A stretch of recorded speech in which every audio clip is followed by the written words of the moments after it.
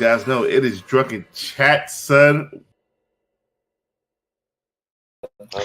You boys want to go to Tijuana? Woo! Welcome to It's Drunken Chat, son. I'm your host, Chilton's Greens and Cornbread on the Comic Crusaders freaking network. And I am so happy to be with my brother from another mother here again. Once again, comic book pimp, Mr. Adam. How's it going? I am doing well, recovering from 3 days of moving furniture and setting up the new, all the new furniture in the office and cleaning. And the only shitty thing about cleaning your room and moving and buying new furniture is cleaning your room, packing, and buying new furniture. Yeah. Fucking adulting is fucking hard. So fuck that shit. So here's what I will do for you, Adam. Since you had it such a hard week and a hard fucking day, here's what I'm gonna do for you. I'm gonna go ahead and make this an official Drunken Chat freaking podcast. And here we go with some. We're gonna start off with the Margaritaville Gold, Nice. blue agave. It's fucking cheap as hell, but you know what? It's fucking tequila and down it fucking goes. We got The fast is over. fast is over. You know how it was. So went to a couple weeks ago. This is why I've been gone, where we haven't done the shows, because I went to SDCC and had a fucking ballin' fucking time. Of course, had to fucking break the fast down there.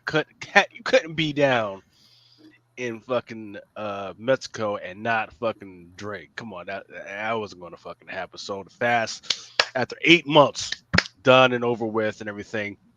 I mean, I will probably still try and keep it legit and freaking keep it down. But yeah, the official thing is over. But yeah, look, we got a lot to go through. So we are going to. So Sir Christopher, he should be. Christopher, is he in the green room? Is he popping in yet? He has not popped up yet, but he will be here soon. And trust me, I'll be more than happy to freaking go back and talk about some of that stuff.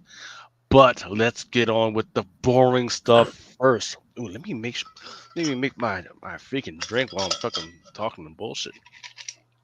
The other drink I got is some strawberry margarita pre-mix from Rancho La Gloria. Nice. It's some good shit. It's 13.9% freaking alcohol. So if you were trying to get into this and freaking you're gonna try to understand what the fuck I'm saying, I feel sorry for you, man, because I'm gonna be slurring and freaking swaying and doing all types of, but I got myself straight. All right, we apologize for any drunken rants Lucas may go on tonight's show to that. But here's the most interesting thing since we did our last show, right? There's been a bunch of meetings, right? So we've had SDCC, where they had a huge freaking communique about what they plan on doing with freaking Marvel. Warner Brothers, not so much. D23 is this weekend. Yeah. Freaking D23, it just started popping off when it was yesterday. As of yesterday, it's when it freaking stopped popping off, and then they started breaking out some stuff yesterday. The other day, like around the 7th or the 8th, is when Disney actually had their earnings call. And they said for the first time in 5 years or so, it's the first time they've actually made money off of the Disney Plus streaming service, right? Holy shit. And which would make them the first streaming service to actually make money. The first. And after that, you know what happened to the stock after that? It absolutely fucking tanked, because they know, especially if you're a Disney Plus subscriber like me, you fucking know they're absolutely fucking lying, right? So for instance, I got my. Let me ask you a question. If they're making money, though, why did I just get an email saying, "Would you like to upgrade your subscription to the Disney Plus Hulu Max combo plan?" So that is what they talked about, because Watch, in I fact, actually they're getting ready to get. take them off because I can save myself, so I can just put all my things into that and not to pay an extra $15 for Max anymore? Well, so they're in fact they're getting ready to get sued because they're not going to do the whole movie thing, right? What they are going to compile together is the sports stuff. So the Warner Brothers sports, along with the Hulu, they're going to put that all in one big sports package. I think it was going to cost something like $90 a month, which is also going to hold DAZN and all the other good stuff. So that will actually have some value. Um, but in the meantime, if you're a subscriber, like if one of the subscribers like me, I got my Disney Plus stuff, the ESPN, through Verizon, right? And you said, hey, if you sign up now, you get like 4 to 5 months free. And I think my subscription is just coming up now. It's like going to end, right? So just in time for this quarterly report. So that means I got to stay on top of it. I'm probably going to freaking cancel because there's nothing that's coming out for a while that's going to pique my interest. So if you know that, then you know, especially because there was some stuff going down with HBO Max a few months ago, where so say for instance you got your subscription through one, like say Verizon or AT&T, right? And then it stopped, and then you actually had to start. They gave it to you for free, and then it stopped, and then you had to actually start paying for it. That counted as two different freaking people on their logs, and people sued them for it. But HBO Warner Brothers won. So after that, now we're like, oh, everybody gets to do the same thing. So you think that Disney is doing the same thing? They're probably counting. They're probably counting guys like me, not as one or two, but probably six different people. Why? You say, what do you mean six? That means Disney Plus, Hulu, ESPN, ESPN Plus, and that's twice because that's me getting off for free and then having to go onto the paid. So they're like, man, they are crazy coming up with these crazy freaking numbers. It's probably not true. In the meantime, the Disney parks are freaking failing. Um, and we went from $120 worth of stock. Now it's worth at like 86.21. It was actually worse than that. It was actually at $84. I'm putting my price target at 73, which was what it was last October. So I'm thinking it's going back to 73. What I'm saying is, um, don't wait for it. Just put in like, hey, an automatic. Let's put in an automatic for 60 days. That if it ever goes down to 73, it'll pick it up and then you'll be ready. I'm But taking notes. yeah, so yeah, there's There's and IDW. IDW actually had an interesting time this week because they usually hover around 35 to 50, but they actually went down to 24 because they are hemorrhaging freaking money. So they are a good value pickup at 24. Fox News, Live News, anything that um, has a news station, especially if it's a conservative news station, pick it up on the freaking cheap because within the next few months, you know that every type of voter, especially a conservative voter, is going to be tuning in to listen to those guys, and that's going to make them money. So money, here money, we money, yes. money. Yeah, So yeah. here we go. Yo. It's time to bring in not the best, not the ugliest, the motherfucking greatest, Sir Christopher, the motherfucking greatest. How's it going, brother? All right, how you doing, bro? What's up, How's Chris? everybody All doing right. tonight? Fucking trying to I'm get showing my fucking drunk, age, but I man. can't complain. Trying to bring back the drunken chat, man. You know how it is. Yeah, it sounds like a plan to me. I heard that click. Wolverine has that stick. We got that click click. Click, click, click. But you are just in time because I just got telling people, the state of the market because look, we had some interesting stuff. Disney had their SEC, they had the earnings call, We got Disney 23 happening. We've had the jobs call freaking happening. We got the interest rates talk freaking bubbling and everything. And I think what's underlying a lot of things that people are not tracking is that a lot of banks are sending these notices and emails to their customers saying, "Hey, if you are going to keep using your credit card in the future, like around October or so, they are going to start accruing the interest daily." And Wow. you're like, okay, what does that mean? That could be crazy because that means that a lot of money, because I know there's a lot of comic book speculators and money buyers out there that use their credit cards. So that is going to be a lot of money that's all going to be out of the freaking market, which means stuff might get freaking cheaper. People are going to try and move books in order to get those, get those averages freaking down. So that is something that you're going to want to look for in between September and October, especially at the end of October when people hit the realization, and it's right before November, which is that Thanksgiving vacation time. So look out for that. For the holidays is when things are going to get fucked. Yeah, but I think it's going to be, I think it's going to be hitting harder, even harder. So you're going to see a lot more books out there on the market, as well as some of these stocks are going to be freaking cheaper, unless the Fed cuts that interest rate, which people are expecting them to do, but I don't think they really want to unless the job rate goes a little bit higher. All right. So how are we doing? Right? If you are following the 15th, once again, please ignore me. Ignore this. Don't. This is me officially saying, don't do what I do. But this is the Drunken Chat freaking stocks. How did we do? Well, we did better, 2% better than our nearest competitors in the fucking markets.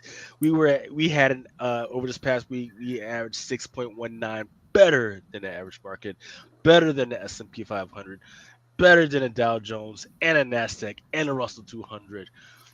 We're just fucking crushing it and fucking killing it.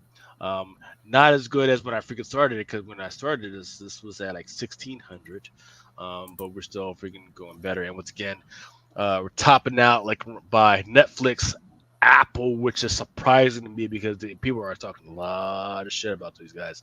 Scholastic, which is the kids book freaking company, coming out of nowhere. Walt Disney, that should not even be there, but it's still up there. It's still doing okay. But once again, like I just said before you came on, Christopher, the target price that you should buy Walt Disney should be $73.99 right now. This is where I see it freaking going. Hasbro, in fact, Hasbro's doing good. In fact, the Drunken Chat store is now officially selling more toys than we are fucking comics for the first time. Well, for the second time right now. So yeah, Hasbro's doing okay right now because they got that Optimus Prime Rosen robot, and now they got a Megatron robot that's coming out pretty soon. Mattel, which is not doing too well, which is weird because they just had that Barbie movie, but I guess people have forgotten about that.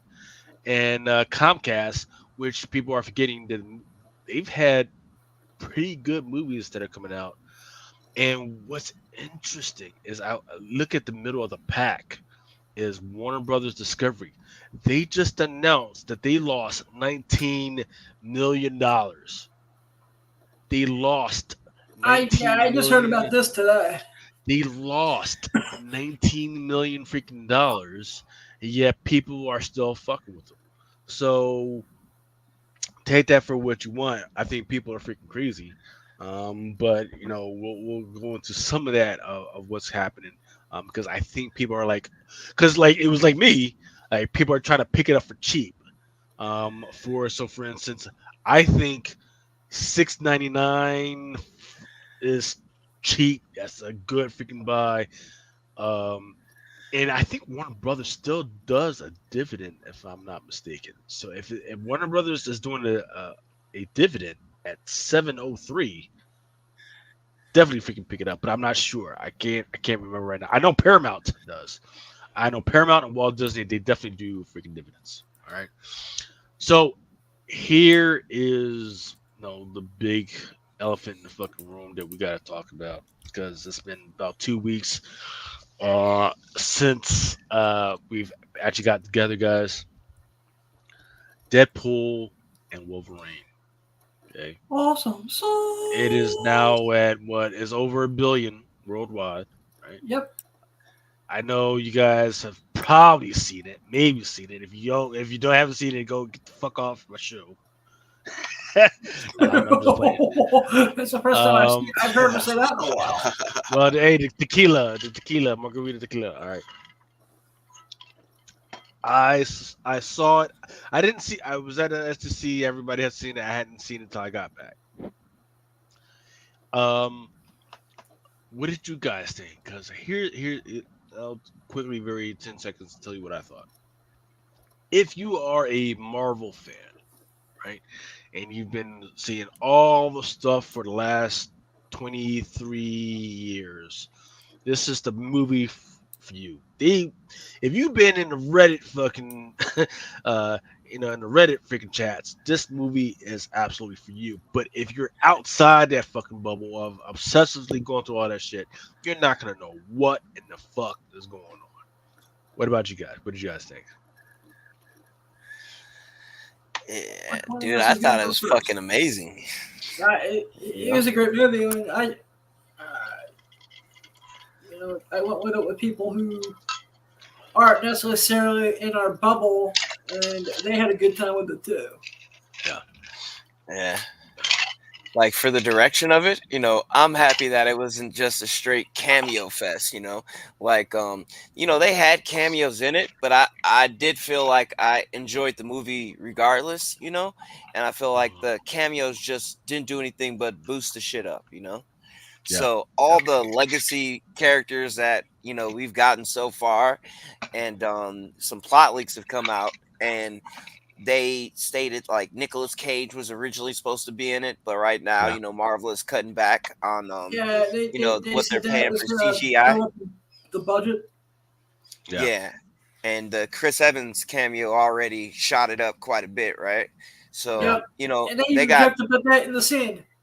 Yeah, they got even more money to disperse because they're bringing a lot of people back. I think that we'll probably see Blade again because of the reception that it got from it.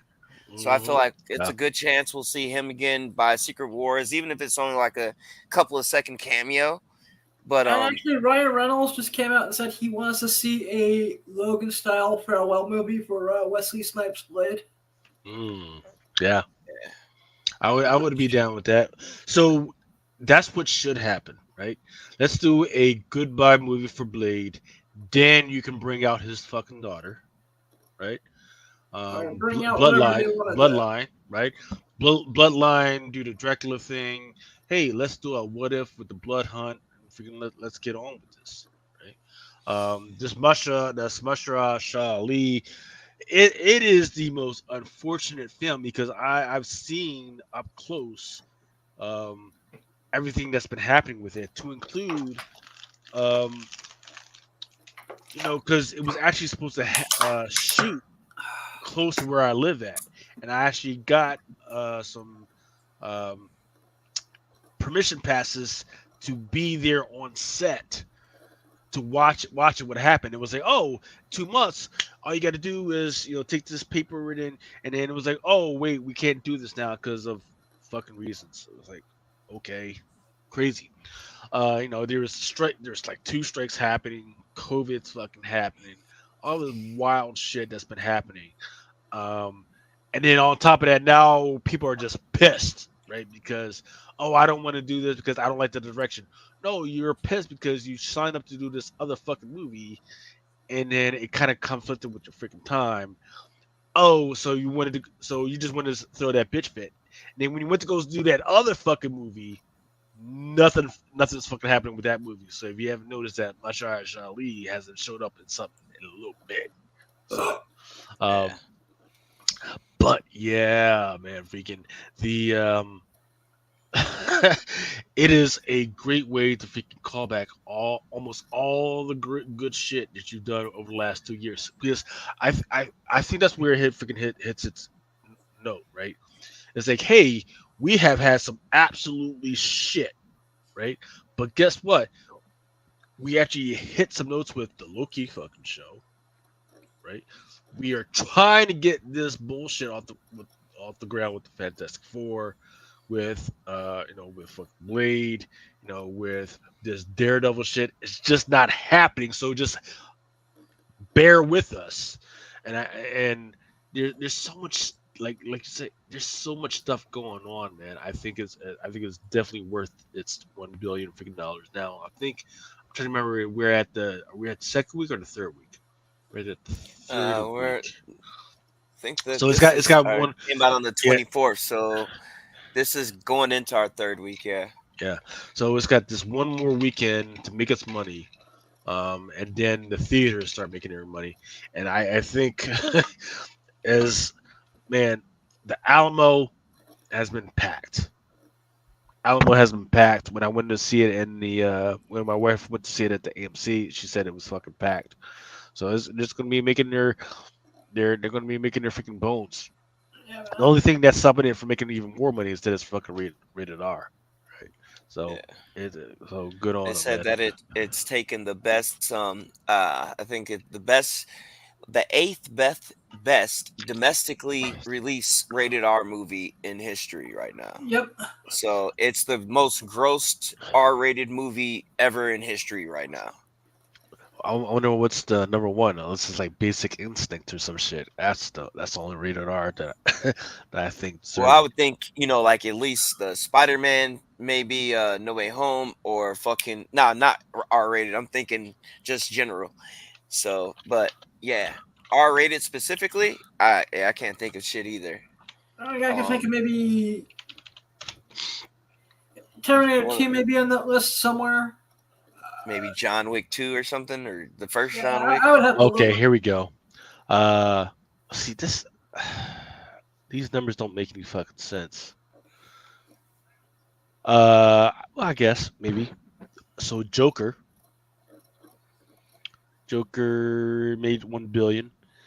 Then Oppenheimer, right? So I can see that because Oppenheimer came out at the same time as that Barbie movie, so it was calling it Barbieheimer, right? Yeah, Yep. So Barbie made just under 1 billion.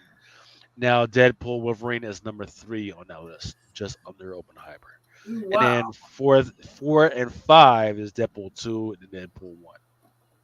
All right. yeah. And then yeah, it's a pretty good freaking list on here, man. I'm looking at Matrix Reloaded, Okay. It, I can see that. uh Detective Chinatown. I've never seen that, but I do see Logan on here. Number 10, Passion of the Christ.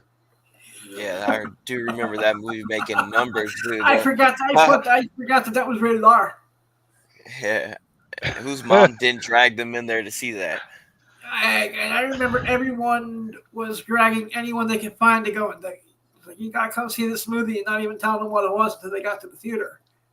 Yeah, So the list for the animated films is even more interesting because you got Demon Slayer, Kimetsu no Yaiba, Sausage Party, and then Evangelion, and then South Park, and then Demon Slayer again.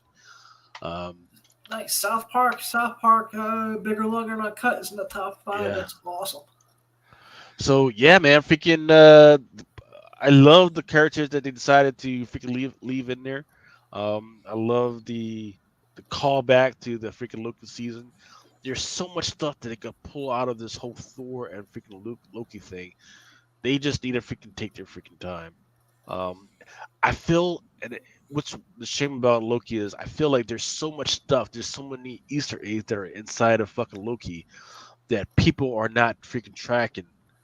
Um, so, for instance, there's a train scene in Loki, and people are not tracking that there's 3 different fucking Lokis that are on that fucking train. There's 3 different motherfuckers on that fucking train, and it's fucking wild. Um, but yeah, man, freaking pulling back X-23, Elektra, where she's talking about fucking her boy, man. It's fucking wild, man. So Um, man, you're talking about shit. Mobile was talking about, yeah, you're gonna have to do this for 90 more fucking years. Oh man, it was fucking great. So that is $1 billion that's going in fucking Disney's fucking pocket. But hopefully they won't get fucking yippy and decide to spend all that money on some other bullshit. Um, and we can say if you just look at this fucking this outfit, right? I mean these people right here, you can see that there is a diversity of people in here, right? So they want to do a diverse thing. You can fucking do it. You can absolutely fucking do it. But there's a way to go about They fucking doing already it. have it. You can fucking do it. But guess what? If they fucking show up on my fucking screen, they better be beating somebody's ass. Okay. I don't want I don't want if you can see us talk about our fucking feelings and hugging trees and buying collars for our fucking puppies and all that other shit, No, let's okay, you're fucking Pakistani? Alright, Pakistani, let's go. Fucking beat somebody's fucking ass. That's all I want to fucking see. That's all I care about. So but here we go.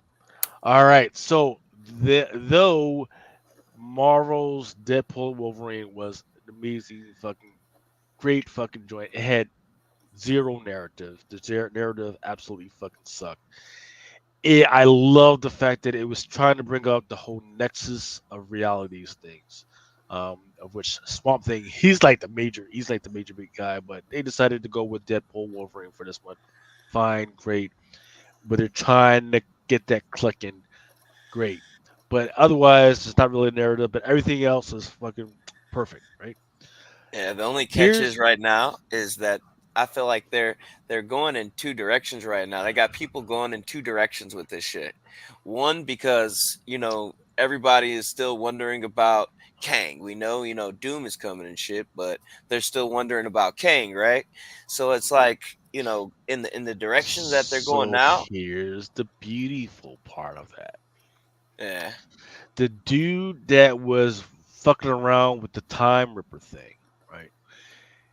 At one point, he admits he's like, "I don't want to just work for the TVA. I want to be the Time Lords." That's a total fucking Kang thing.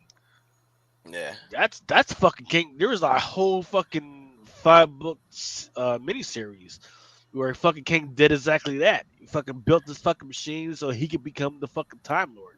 Because King used to work for the Time Lords, and he built this fucking thing to become the fucking Time Lords, not realizing that the Time Lords were fucking setting his ass up. yeah. Because they wanted to get out of that fucking cycle, so they set his ass up so that he would do exactly that, and then now he's gonna be stuck in that fucking time cycle. So Yeah, but this is it's that, but it's also like with how they ended Quantum Mania with that post credit scene, they still have to handle Quantum that Mania is shit. You know terrible. what I mean? Quantum Mania is fucking terrible. Just a It, waste of so much fucking talent on that but fucking screen. this is the couple of things that I took from some of these movies, right?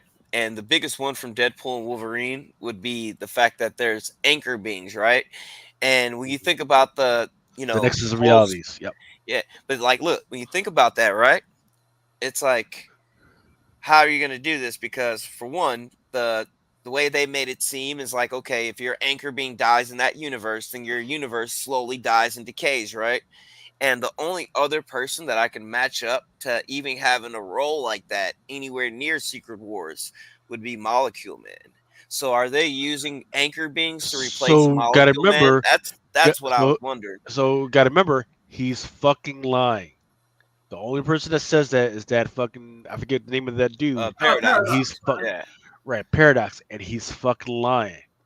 He's just doing that to manipulate Deadpool to do whatever the fuck he wants because he's trying to get that time runner fucking running. So that's out. That's not a fucking thing, right? He is Nexus of all realities. That is a freaking thing. So, for instance, Yeah. Wolverine is a Nexus. Deadpool was a Nexus. Wanda, Maximoff, Scarlet Witch, she's a Nexus. Fucking the Man Thing and his son, they are Nexuses. Um, But the whole thing where if the Nexus fucking dies, it fucking goes away. That's not how it fucking works at all.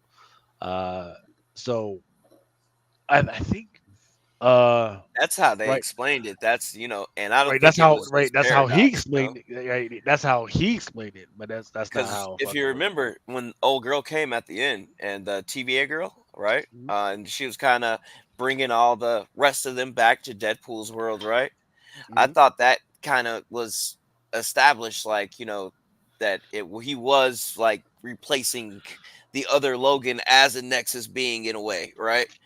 So I just thought that's the route that they were going because I've been reading all these different plot leaks and shit about these anchor being terms being thrown around in the plot Right. leaks and shit, especially Because Kang Dynasty. right, and that's the amazing thing about it is that people are getting wrapped around it, not realizing that he was absolutely fucking lying to manipulate Deadpool to do what he wanted to do because he wanted to get the time ripper Yeah, freaking going.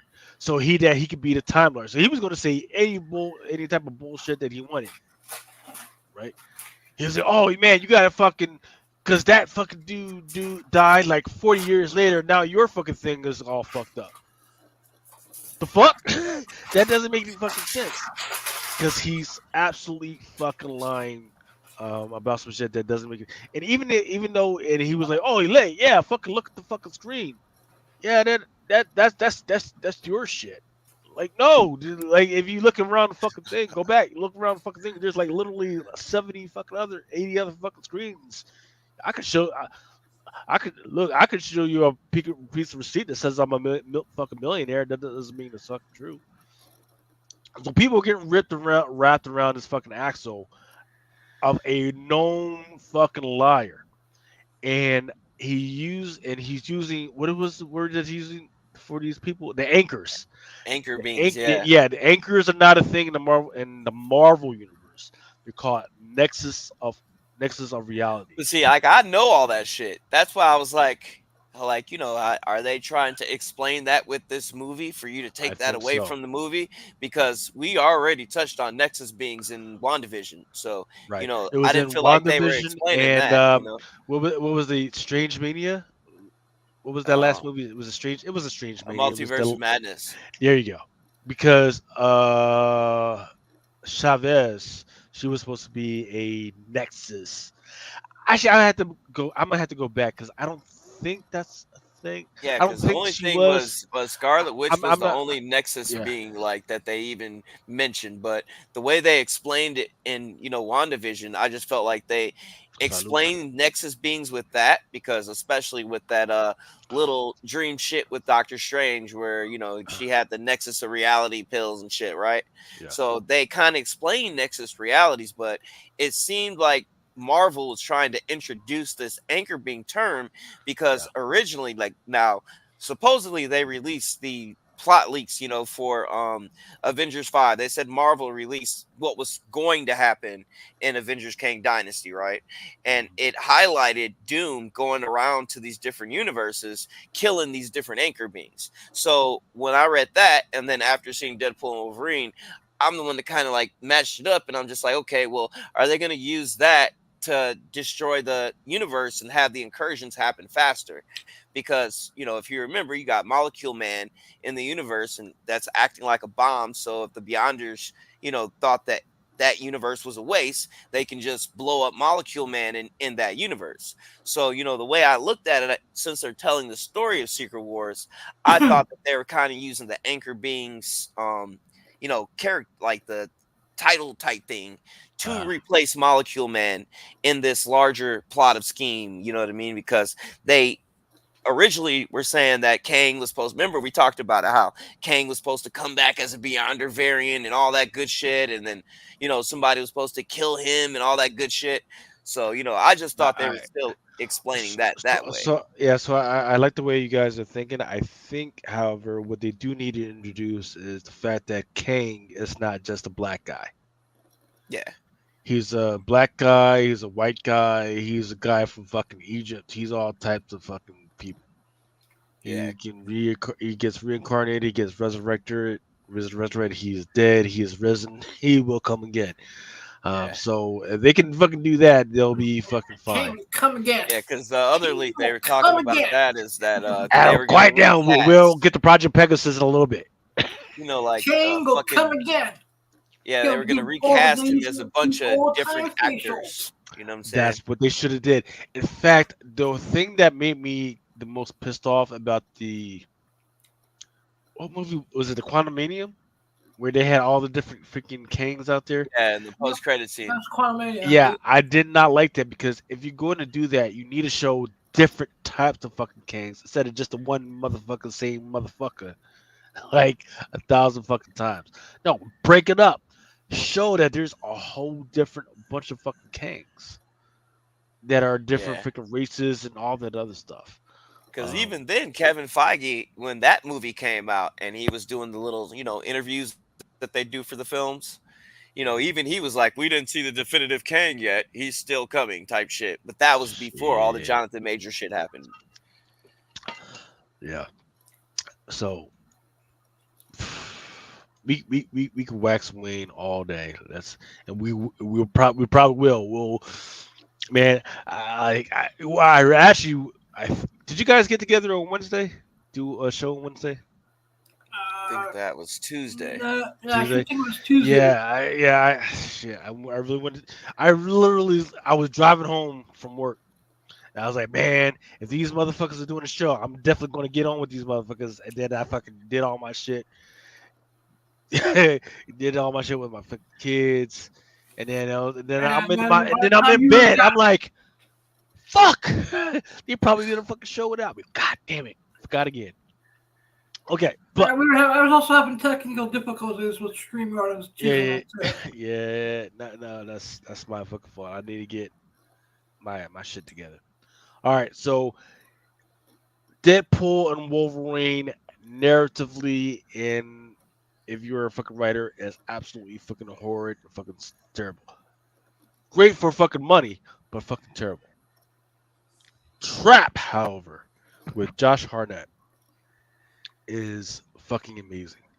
And there's so many people that are trashing this fucking movie. And what they say brings joy to my fucking heart because that means that these motherfuckers are so fucking stupid. Well, here's the trailers. There's the trailer, and then here's what actually is going on. And it's fucking beautiful. You know why? Because the shit that just happens in this fucking movie just happened to Taylor fucking Swift. Did you know that within the last 2 days they uncovered a assassination attempt against Taylor Swift? Did you hear about that? Get the fuck out of here! Really? I didn't. Yes. The guy was found with guns and weapons and rounds and ISIS paraphernalia. And that's exactly what happens in this fucking movie.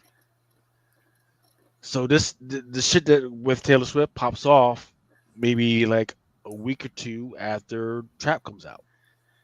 And it's fucking... So all these motherfuckers that was talking shit, you need to shut the fuck up. Yep. Jersey to 2 Bay. Yep. Taylor Swift has to cancel 3 shows because for some fucking reason ISIS has it against her.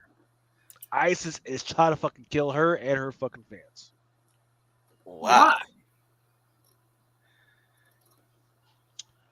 So fucking wow, that's crazy. So and you know what? So read up on that news and then go see this fucking film. Yeah, because I was listening to all the fucking reviews, dude. I watched at least like 10 fucking reviews on it, and everybody trashed this and fucking Borderland, and because I was just they're like, fucking stupid. And if they say, "Oh, there's no fucking twist," you're fucking stupid because he's not the only fucking serial killer in this motherfucker. so was it his daughter or what? Spoil it for I'm me. not gonna fucking tell you. I'm gonna let you go fucking watch it. Yeah, I'm gonna let you go fucking watch it. Yeah, because I Maybe was or wait until it comes out on Prime or some other shit. I was beyond intrigued about the fucking movie, you know, like when I first saw the trailers. So that's why I was looking at the reviews so heavy, and I was disappointed when they started trashing that shit, you know. Those motherfuckers don't know what the fuck they're talking about. I literally saw. I was listening. Oh man, this shit was fucking terrible. And then there is no twist. What the fuck? The fact that they think that there is no twist is proof of what M. Night Lion was trying to fucking say the whole fucking time. It is literally a message about like, hey, you missed the fucking twist about what the fuck was really going on because you are the way the fuck you are. And shit. He said he was fucking spitting game in this fucking movie. It's probably his best fucking movie. Psycho there's a first premise of, hey, a psycho fucking serial killer in the world of this pop teen fucking super fucking star. But then there's all this other, just so much other stuff going on, and if you are fucking deaf, you will fucking miss it. So I am definitely fucking go either go see it, or if you think you're good, or fucking wait for it to come out, but definitely try it. It's Definitely up go on see the it. site. I was about to watch it the other night, so it's up there. But I will say now that like Jersey 2 Bay say, hey, Swift had to cancel 3 shows for a Damn. situation that was just like this. Just like this. Go ahead and boogie your ass down to the fucking down to the fucking theater and see this shit. All right. All right. So now that we've talked about fucking movies for a little bit, we're not done talking about all the fucking movie shit. Let's talk about SDCC. Was down there for two weeks ago, and let me say, I think I've been to maybe about like 5 different freaking shows. There's Philadelphia Comic Con, Awesome Con in DC, the Richmond joint, Baltimore Comic Con, which is my main freaking staple. Fairfax. I've been to a bunch of fucking sports cards cons, and now STCC. The only reason why I went down to STCC is because they had a retailers fucking luncheon. I missed the lunar one, but I went down to the Diamond Retailers luncheon. They talked about a whole bunch of stuff, which was actually pushing some stuff that was on the top 10. And I'll talk about that a little bit. And let me tell you, in fact, I'll give you the words of my fucking my youngest. He was like, I don't understand why we have to get on the fucking plane to just go to a fucking Comic Con when we could just go to the one in Baltimore.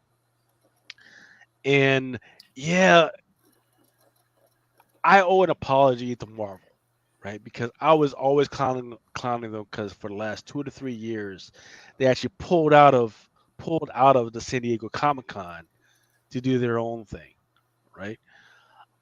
And now I get why, because there's just too much bullshit, right?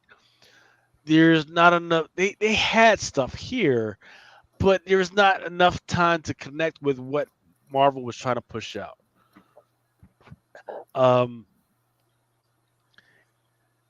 There's too many fucking lines at fucking San Diego Comic Con, right?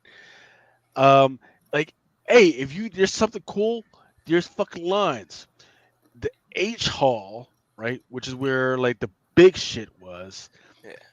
To get into the line, to get into that, you had to go into another line 2 miles, and I counted it because I had my fucking Samsung fucking smartwatch.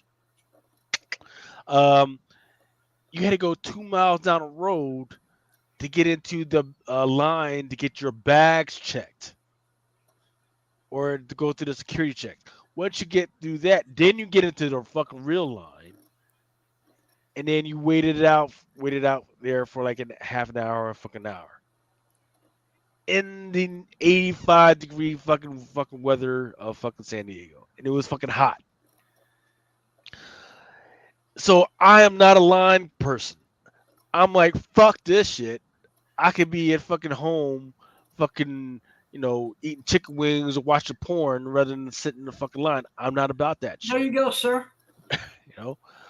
Um, so me and my son, we looked at each other. He looked at me. I looked at him. I was like, I'm not about the fucking line. He's like, I'm not about the fucking line either.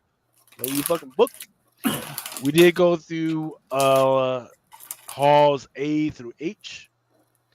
The problem with all A through H is like if you had to go to the fucking bathroom and you were in hall like C, you had to go outside to go down to hall fucking F where the men's room is to fucking go to the fucking bathroom unless you were on like the fucking second floor. They were obsessed with making fucking lines. Mr. Beast. In fact, do I have that shit? I don't think I had that shit. No. Mr. Beast, who is a popular YouTube star, he just broke a toy line, right? Just published that shit. So they actually had an exhibit for his new toy line. And as I was walking by, we were talking with the guy. He was like, "Yeah, man, this is Mr. Beast's new toys." I was like, "Oh, fuck, great." And he was like, "Yeah, you could actually win some." I was like, "Oh, how do I win some?" He was like, "Oh, you could just get in the fucking line behind these get in this fucking line, and then when you get in, you push the fucking red button, and you can fucking win some shit." I was like, "Oh," and the line doesn't look that long. So I get in the line. It's like, "Oh, no, the actual line is over there, and it's like 500 yards away." And I turn the corner to look at this fucking line, and there is like 100 people in this fucking line to get in to see Mr. Beast. That unless you're fucking under like 18 or like YouTube, you don't know who the fucking Mr. Beast is. Mind you, Mr. Beast is getting his ass ate up about all the shit of underage people and fucking lotteries and scamming people. He's got all types of weird shit going on right now. But so with all that said, the best part did happen to be, and thank you to Diamond, it did happen to be the retailers luncheon where they did break a bunch of stuff like, hey, there's going to be a new Spider Girl, and hey, there's going to be a new Daredevil. The not Daredevil, Deadpool. There's going to be a new Deadpool girl. The new Deadpool girl is going to be the daughter of Deadpool, Ellie Wilson, and she's at some point I guess she's old enough now. She's going to be freaking Deadpool. Yeah, she was getting trained by Taskmaster in the last issue. Yeah, the last couple of issues. Yeah. So and the rest of the guys broke something off. I've got a whole bunch of slides. I'm too fucking drunk to put that shit in now. So maybe I'll put that in another fucking podcast or something like that. But yeah, man. So I guess the question to you guys, because I guess the biggest news that was out there was Robert Downey Jr. coming back into the MCU. They got desperate. They say, "Hey, work with what works. Let's bring up my man back, RDJ." and let me tell you the story before I let you guys answer it, because the question is going to be like, how do you guys feel about it? Let me tell you the story. So 5-6 years ago, before I was even like a retailer like I am now, or even like a big podcaster, I was in line at my local comic book store, and it was free comic book day, and there was loads of people just waiting outside the free comic book store, and there was parents with their freaking kids, and there was everything, right? And the parents, mostly moms, were talking about state of the MCU, which was kind of wild, I was like, oh, okay, the moms are into this MCU thing. It's fucking wow. Okay, and they was like, yeah, you know, and I would have thought they would have been all about Thor. I forget the name of the actor that plays Thor, but no, their man was Robert Downey fucking Jr. So so once they fucking killed him off, like a year later, I was like, shit, I don't know what direction they're going to go. So that apart from the side, how do you guys feel? Because I know they brought it back for the females, they brought it back for the women. How do you guys feel about them bringing back Robert Downey Jr.? Now there's no Iron Man, because we thought if he was going to be brought back, he was going to be brought back as a hologram or some shit. How do you guys feel about them bringing him back, not just to the MCU, but as a villain? How do you guys feel about that? Adam, you want to take this first, or? Yeah, let me just finish eating. Now that I swallowed the rainbow, aka Skittles. You swallowed the rainbow. All right, unicorn. The Skittles are awesome. They're like the greatest candy of all time. All right, go ahead. Shut the fuck up. Drunken clown. Hey, you've been asking for this for months, man. Let's go. True. I mean, I'm happy about it. But there's nothing in the format that says roast blind Adam. There's another show.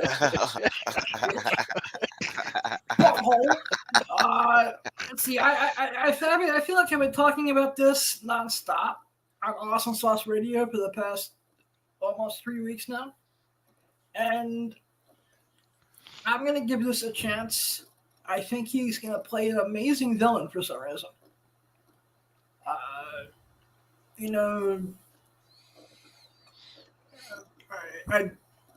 There's other actors who may be able to pull Doom off better. What's his face? The dude that got playing Sidewinder and Brave New World, I thought would have been a better Doom than RDJ. But I'm gonna give it a shot. But hey, Mickey Mouse is just like, oh boy, I'll put some money in the motherfucking MCU. What do I got? We gotta make the money back.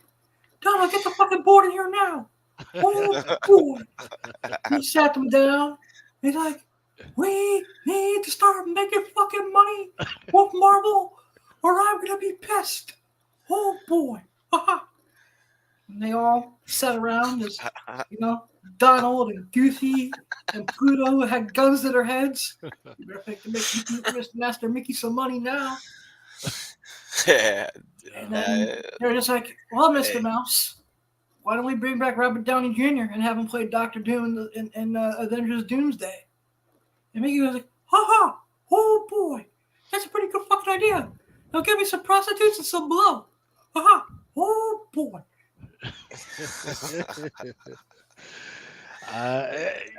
What's sad is that I could actually imagine that fucking happening with Bob Iger. Bob Iger and Kevin Feige being the fucking bitch boy running around doing all that shit.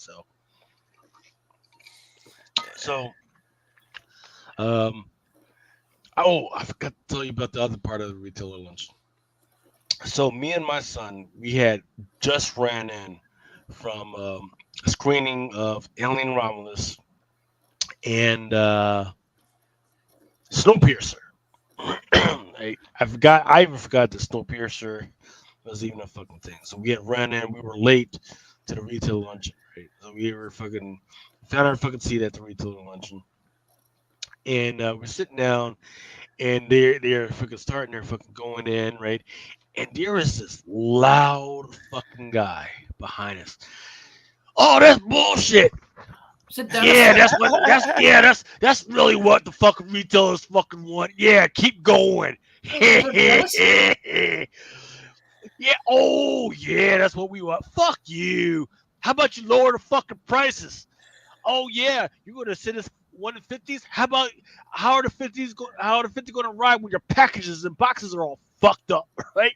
And I'm like, who is this motherfucker? Right? Like this dude is loud. This dude is fucking loud.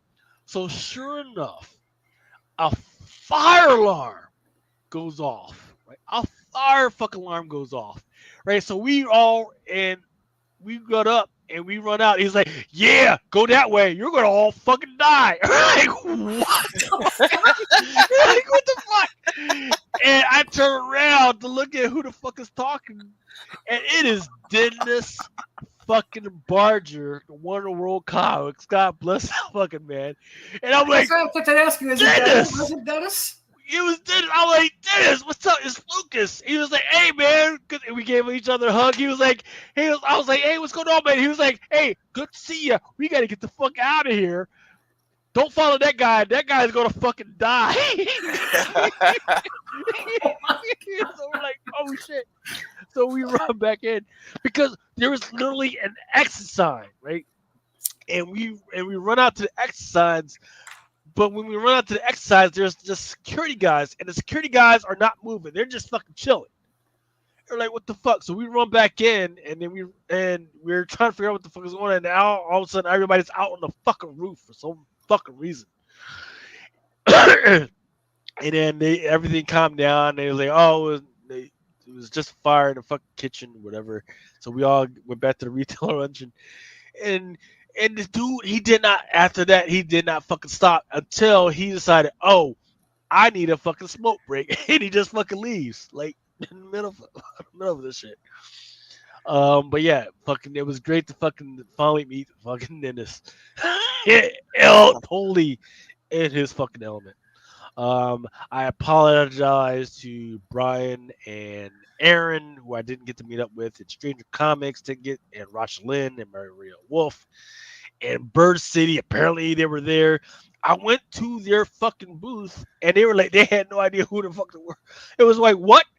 It was crazy because Bird City on their Instagram, they have their comics that they have for specifically for STCC, right? And they're like, hey, go to this booth to buy our shit. I was like, oh, okay. I'm just going to go there and see if Lauren and Anthony are there. They had no idea who these motherfuckers were. I was like, what? I was like, hey, is Lauren and Anthony there? They're like, well, we just sell the fucking comics. I was like, okay, I see how it is. These motherfuckers are just big timing. All right. In the meantime, I'm in Instagram and I'm like, hey, where the fuck you motherfuckers at? Oh, we're at the bar down the fucking street. What? Oh, man, that's our people, man. These motherfuckers are just wild. They go to the events, they say hi, and they take pictures, and they just immediately go to the fucking bar. And I know that's true because when I was at Baltimore Comic Con, and I got Aaron and I got Aaron into the retailers fucking thing, and it was a big hootie doo, right? They gave us breakfast and lunch, and then the dinner was like with maitre d's and all this other shit, right? And when I came back to the fucking dinner, I was sitting at the fucking table by myself with like with fucking strangers. But even though Aaron and I forget the one chick from Comic Book Women, she was actually there. And I'm like, is that when him and Jen were getting shit pissed? It might have been Jen. It was either Jen or Sarah. One of the two. Man, and dinner is about to start. Where the fuck you at? And he was like, oh, I'm at the bar down the fucking street. I was like, yo. I was like, y'all need to come. Is you coming back? He was like, nah, man, we're good. Like, all right, man. But that's how, I guess that's how it is, man. You fucking go there to fucking meet up with the fucking people. The only problem is that the retailers, a lot of them were just fucking stuck up. They were like old, like 60 to 70 years old. So I wasn't really feeling them, but yeah, I probably should. As soon as I found out that Aaron and I think Ninth was out there at STCC as well. So it was Ninth, Aaron, and Laura from Bird City. They actually met up with Maria, and they were just at the fucking bar chilling. As soon as I heard, actually, I couldn't fucking do that because I had my fucking son with me. I couldn't do that shit. Otherwise, I would have fucking totally fucking bailed. But yeah, man, fucking, it was a good time to be had. I will say, because SDCC, it has been complaining that the hotels around the area are too fucking expensive. Absolutely too fucking expensive. Because I remember when I looked into it, I had my sister look into it. We're talking about $300 to $400 a night for some of these fucking hotels. It's just fucking ridiculous. The SDCC has been complaining and say, hey, maybe they won't do it. I think they said they'll do one more year, but after that, they don't know if they're going to do it anymore. I think past 2026 is when they're thinking of moving. Yeah, which I think is fine. Um, they should probably do so. Here's what I did. Right, you're like, oh, how can you? I can't afford shit. Right. So here's what I did. That's why I went down to Tijuana. Right, which is literally it's like I think it was like $9 and then an Uber ride from the fucking border to the fucking convention center. That's all I fucking did every fucking day. Like $9.08. Hey, let's fucking roll. The only problem was, and I'm not gonna get political with this shit, is that the border was kind of fucked up, right? Lanes that should have been open wasn't open, but otherwise it was an okay experience. Pueblo Amigo, fucking took care of me. They had these fucking, it's a casino at the bottom of the fucking I have an hotel. important question, sir. Yes, sir. Did you see a donkey show? I know because your ass didn't show up, motherfucker. Next If year. you had shown up, I would have had all the justification in the world. Hey, baby, Adam is here. I gotta take him out in the fucking streets to show him fucking Tijuana, and then we would have been fucking rolling. Otherwise, it was like, nah, man, like, nah, I couldn't fucking do it. Next year. After seeing everyone in the community who I love like family out there, it made me get nostalgic, and I definitely want to do it next year.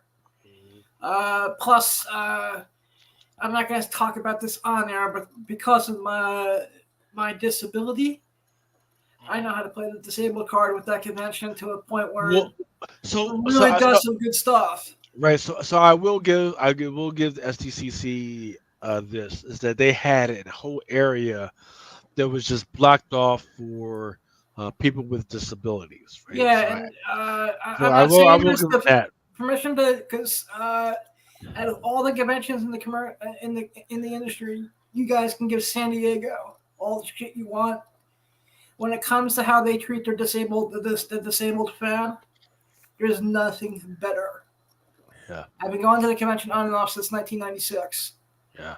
When it comes to going there to a convention by myself, San Diego is one of the top 3 conventions for me to go by myself because I know they have staff there to help me out if I need it. Okay. And okay. to a point where we're gonna have to plan that out, man. Let's do this. Let's do this shit next year. Let's go there as you, me, and Christopher. Man, freaking, we're trying to bring Christopher to the freaking fold as soon as I get my shit together and set up this fucking meeting. Hopefully, Christopher will be joining us as a official Comic Crusaders.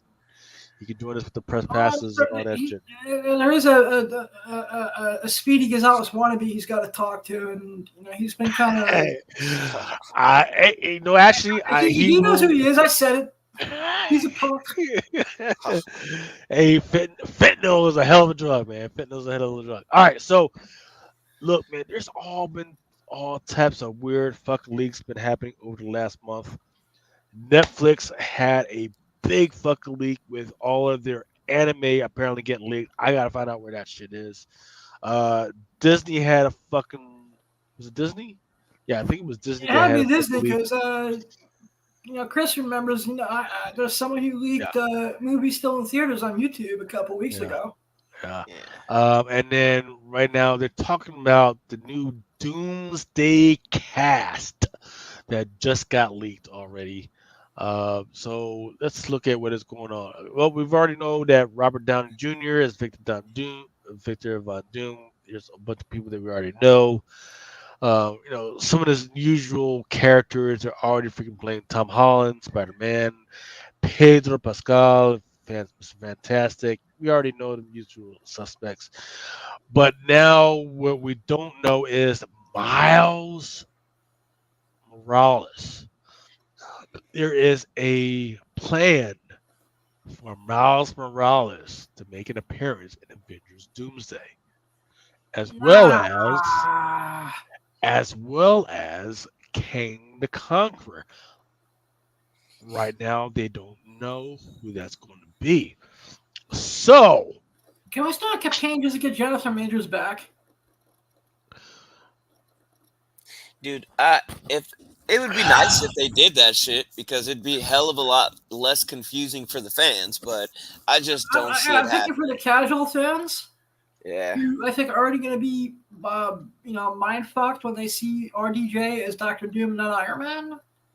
The people who aren't into Shit. all this stuff, and it's like, That's gonna be the people. some husband and wife who just want to go out and they want to like see a movie and get dinner, maybe get freaky in bed afterwards. Whatever Yeah. married couples do, I don't know because I don't believe in marriage. The people at home, the people that's going to see it in the theaters, and the fucking actors themselves are gonna be mighty fucking confused when they see RDJ. yeah. Look, Adam, I know you don't believe in marriage, but here's why you should believe in marriage. Today, in fact, let me give a shout out to Anchor Projectors, right? Because I have TVs, but I don't really believe in them. I think they're a fucking scam. So I love projectors. In fact, I'm watching Mr. Black right now on an amazing projector that I just got yesterday. So me and the wife we're watching. What the fuck were we watching? We were watching something, and I don't know what the fuck I did. Something with the fucking remote because I'm still getting used to this fucking thing. And I've got that service that can get you access to a whole bunch of stuff, and all of a sudden, it just turns to a whole bunch of fucking porn. Now, my wife doesn't. She says, "Hey, you fucking pervert!" She turned that pervert, but tells, "Hey, turn that shit off," because she knows the fucking kids are upstairs. But she accepts it. But she doesn't go. She doesn't fucking immediately file for divorce. She just like, "Hey, turn that shit off. Go somewhere else." Yada yada. Being accepted for the measly fucked up person that you are, that's fucking marriage. And once again, that's not something that I was fucking turned to. It's just part of the service. Once again, that I gotta get you on, Adam. That's fucking amazing. It's got every fucking thing. Even though it's not really handy capable fucking service or anything like that, but it's still fucking amazing. Like I said, I always find ways. I always find ways around it. But yeah, man, fucking. So in the meantime, I do think that Miles Morales making an appearance in Avengers Doomsday would be amazing.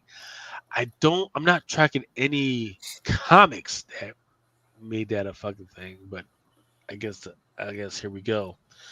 Now, here's the deal though. Here's the other stuff they're talking about. Tom Cruise. And here's where I would call bullshit on this because this is a leaker talking about this. Tom Cruise as Superior Iron Man. Tom Cruise has already signed a contract with HBO and Warner Brothers to do shit with them. So for him to cross over the fucking line and go to MCU, I don't think that makes sense. Now, which could make sense is Chris Evans coming back, not as Steve Rogers or Captain America, but as Hydra Supreme. That makes sense to me. And Yeah, I then can Kit definitely see Harington, it. Kit Harington as Black Knight. Yeah, that was supposed to have happened a while ago, but nobody was feeling that eternal shit. So, I don't know.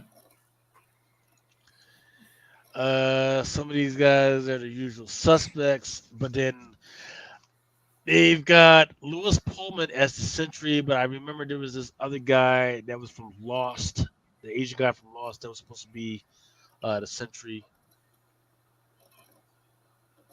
Julia Garner as the Silver Surfer. Yep, tracking that. Then it goes on and on. Some of these are on track, but some of these are like, what in the fuck? Some of them they're just, I think, they went with whatever rumors were going on TMZ or Yeah, whatever they rumor they sites had have. to because some of that shit doesn't make sense. Because they already showed who the fuck Sentry is in Thunderbolts. They said Yeah. who he was, and Now here's the deal. Here's the weird thing: is that last year they actually had a whole Sentry comic book, and they had like 5 different fucking Yeah, I Sentries. was gonna say, is that the one where 5 different people get the power of the century? Uh huh. yeah. But then for them to do that, they got to skip a lot of other shit that's supposed to happen. I felt like they were gonna do, I don't know, possibly a Dark Adventures thing, but I think that'll be later on type shit. Here's the deal. Here's the deal. And I just noticed this. Liv Tyler, Red She-Hulk. That I can say. They've been trying to get her back in the This is fold the for. first time I'm hearing about the Red She-Hulk. That's the bitch with the fucking wings and shit. Then you got Brad Goldstein as Hercules. So the thing that makes me pull back is they got Lewis Pullman as the Sentry.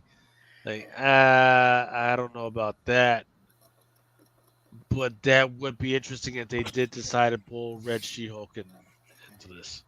And I thought the whole thing is that they weren't keeping her as the official Silver Surfer of everything. I thought she was only supposed to be in Fantastic Four, and then they were gonna do a Disney Plus special because when they mentioned that shit Yeah. before, they were saying that he was gonna have a Disney Plus special. So, I'm still stuck up on the he part. You feel me? So I thought they were Yeah. gonna show 2 of them during the movie. So there are different heralds of Galactus.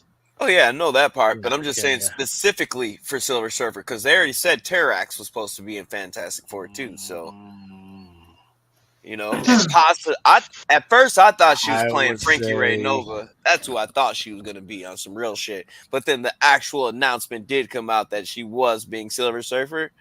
But like I said, I also remember back maybe a few months before that was said, and they definitely said that Silver Surfer was going to have his own Disney Plus special I or think I remember featurette. seeing that somewhere too. Yeah, no, they said that shit. So like that's why I'm just like that's another one that I was looking at. I thought that if we see her at all, it will just be for that fucking movie, and that's it. let me take another look at this shit. Make sure I'm not missing anything.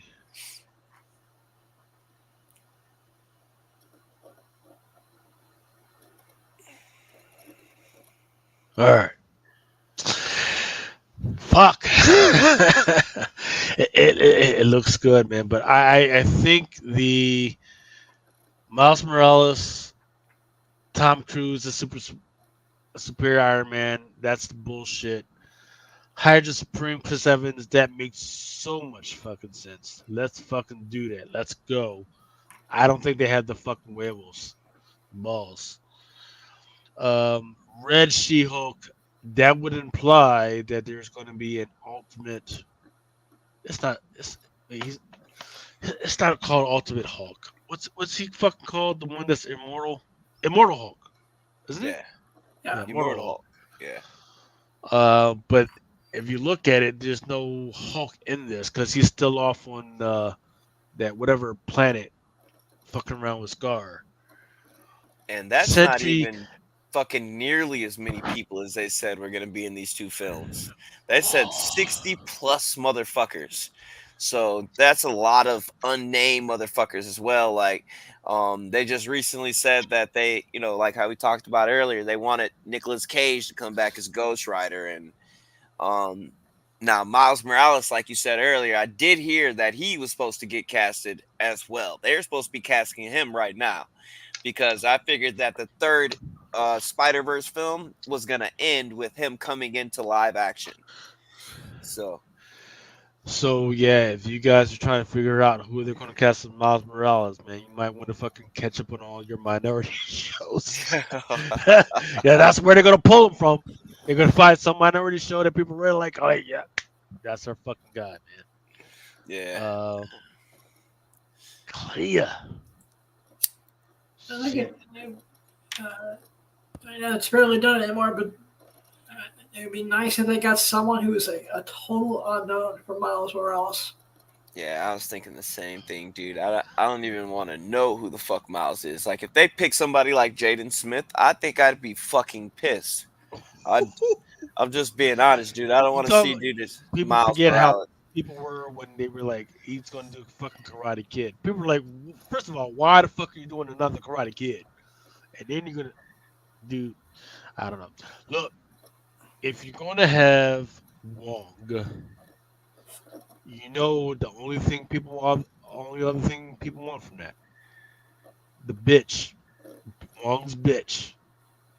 Miles a manhood, what bitch?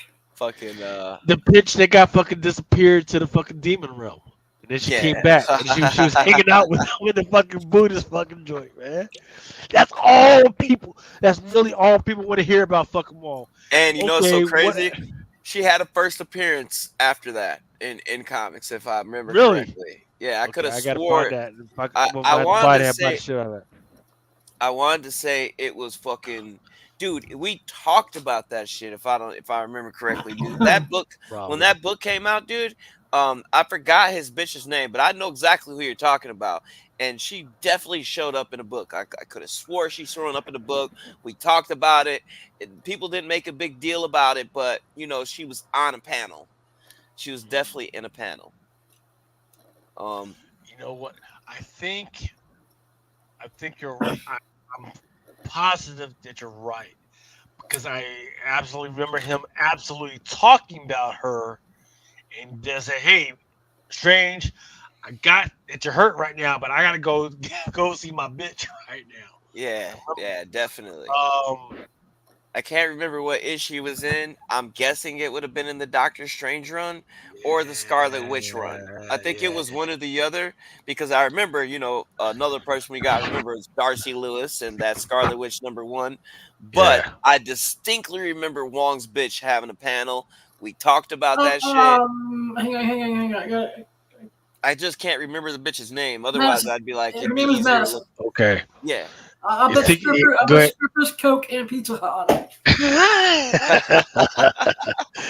Okay, so here's a question. I see Elizabeth Olsen as the Scarlet Witch on this bitch. Okay. We got Agatha Harkness, her shit. Okay. It was Agatha all along. Wicked is going to make his appearance on this motherfucker. Why has his first appearance? I don't even know what the fuck it is. His first appearance is actually Say it. Give him some fucking cornbread. Go ahead. You may want to Google just to double check this. I'm doing this to memory right now. I think it's Young Avengers 10 or Young Avengers 12. God damn you! But hey, one thing too, we didn't mention earlier. Young Avengers rock. Avengers #1, April 2005. Yep. Right. So, and if you were going to speculate on that one, then you got to also go on the Hulkling. Yeah, that's a big part of this whole deal too. So, you're welcome. Yeah, so nothing about that. Yeah, I already talked about Mr. Beast.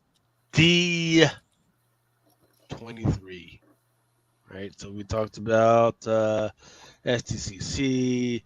I talked about their earnings, that this is the first time that Disney Plus has actually earned fucking money, but I think it's bullshit. And now they're on D23, so keep hugging close to your Instagrams and your Twitter, see if there's any new stuff that comes out. And yeah, man, they've got some fucking interesting news. But let's go ahead and this is the first thing that they pulled out for big one. I'm gonna go ahead and play this clip. It's going to be about 2 minutes and 2 minutes. If you guys need a freaking break, stand by. Tell me what you hear.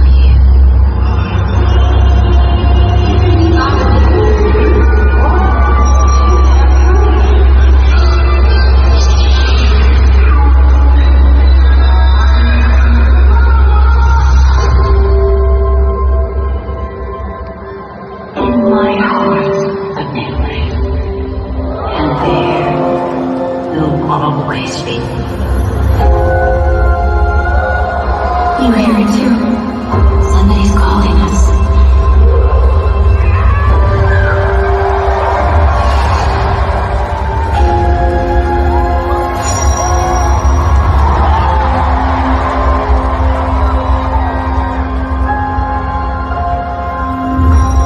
Tell me what you see.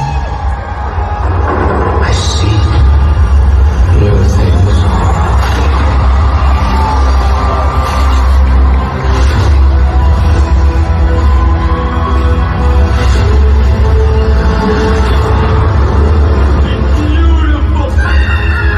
In your wildest dreams, what do you want it to look like? If nothing was standing in your way. In my dreams, I see you. Now tell me what you feel.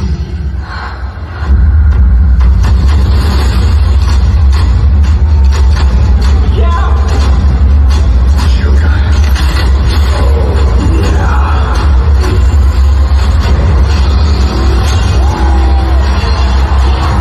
The moment we've been waiting for. Let's go.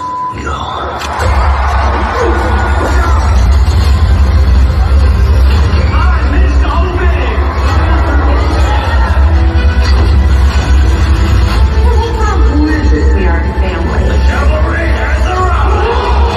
42,000.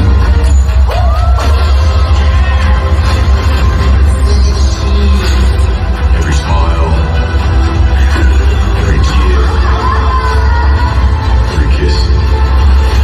Oh, that this is the way. What a wonderful day! Make some noise!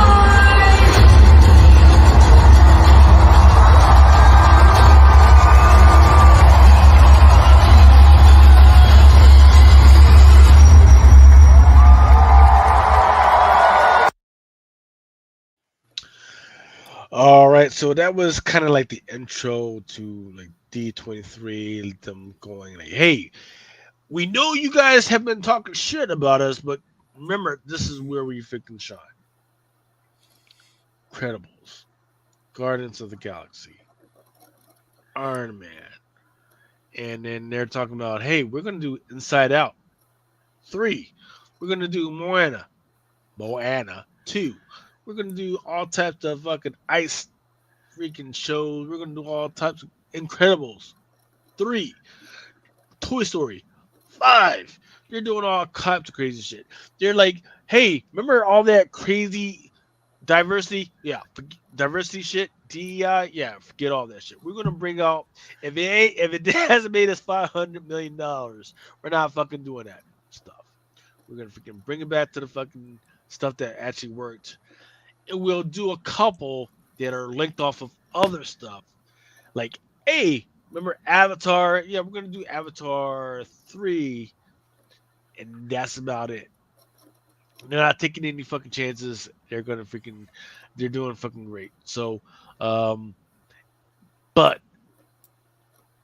this new stuff, here we go.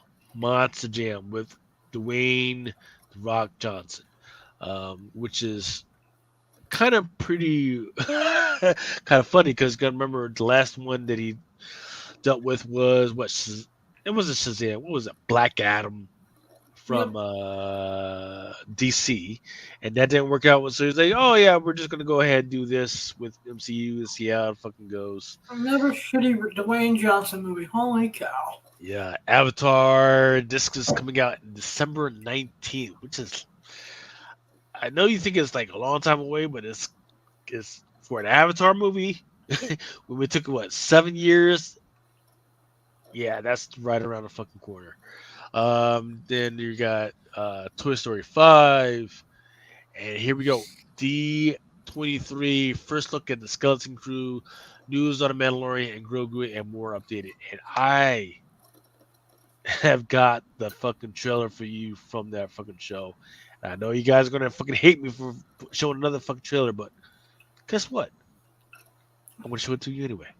Because please pay attention. Pay attention. And actually, My galaxy is the home of the most epic story ever told. But then I found the cornerstone, and everything changed. Listen up, Sig. There's only one way to say this. You messed up. You blew it. You goofed. Jedi Pop, that's like 3 different ways. When you removed the cornerstone, you created a new galaxy. Every person and every world will be different. We've got to make everything go back to the way it was, because nothing makes sense. It's a trap! It's a trap! It's a trap! It's a trap! I know who can help us. The greatest hero of all time, Luke Skywalker. Let me see if I have this right. In your galaxy, my dad is mostly evil until he turns good for like 5 minutes and then dies. My own nephew betrays me and kills most of my best friends. And I spend decades alone until I use the Force so hard that it kills me? Well, when he puts it that way. There is no escape. What in the... Excuse me! Darth Jar Jar? Ridiculous. Oh, time to go! X-Wing TIE Fighters? Ewok Bounty Hunters? You spent your life telling stories about heroes?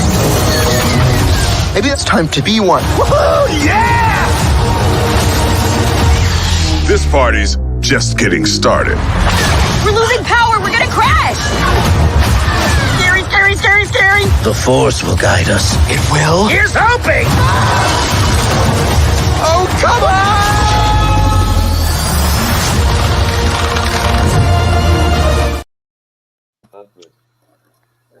So that was the trailer for Lego Star Wars.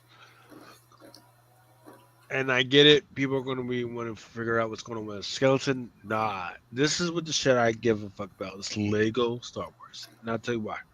Did they say Dark Jar Jar? I just want to make sure I heard. Yes, that. yes. Told you Jar Jar was the best. They are making They are making Darth Jar Jar a fucking thing.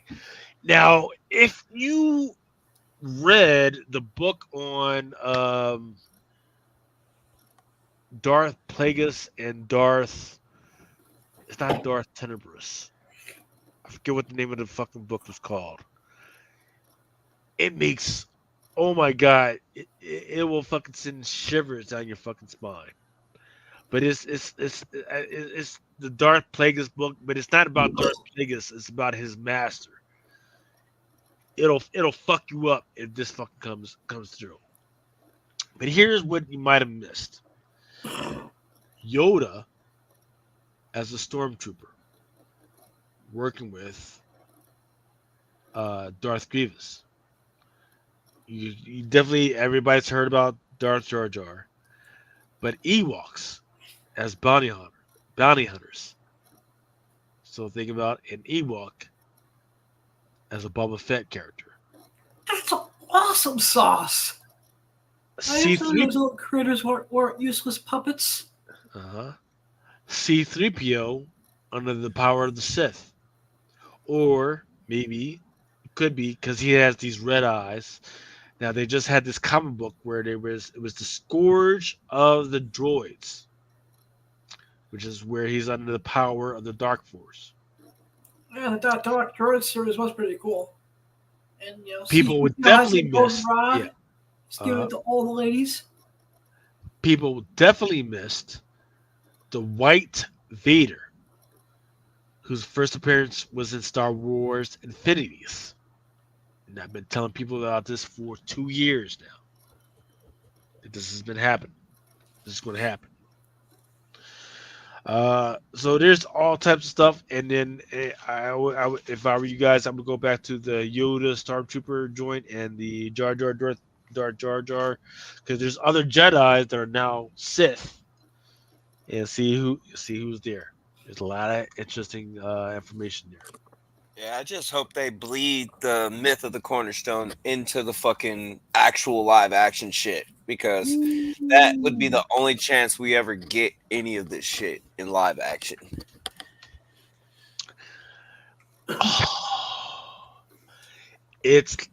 Look, I've been reading these books, the Darth Bane, the Darth Plagueis, but it's not the Darth Plagueis book. I'm fucked up. I need to find out what it is. And now I need to read the Darth Revan book. The Sith, they are on another fucking level, my boy. You're on another fucking level. But yeah, so I'm very hyped about the Star Wars universe, and I don't know what the Skeleton Wars is all about, but I do know that people have been talking about this new director that's doing something new, and he's like, "Hey, I want to do a Star Wars thing, but I want to do something that's not from an age that people haven't really touched, and the only age that people haven't touched is the age from the Retcon or the Old Republic. The Old Republic has been kind of touched on the games, but it hasn't really been fleshed out. So they did that. Man, there is so much stuff that's that they can fucking go. Yeah, for. I'm not gonna lie, dude. The Skeleton Crew trailer took me by surprise. I thought it looked really good. And then the whole suspense with the fucking Jedi at the end really, made me want to watch that shit now. When do we ever get those like real feel good type Star Wars films where we're going through the fucking galaxy like on an adventure? Usually it's just always point A to point B, and we have this fucking fight here. Now we're from point B to point Z over here and shit. And now it's like you finally get that feel good. I can sit down and watch this with my family. I don't necessarily think I'm gonna have to explain a whole lot of shit the entire time I'm watching it, but we can still sit here and enjoy it, right? See, but that's what Grogu was supposed to be. He was supposed to be a child, and you grew to understand the Star Wars universe as a child.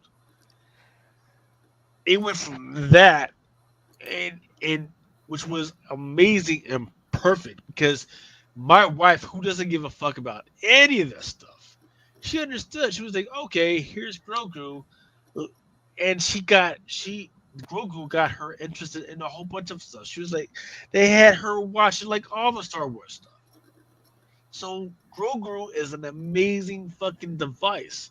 And then they just got really sloppy and fucked up, man, which is, hey, whatever.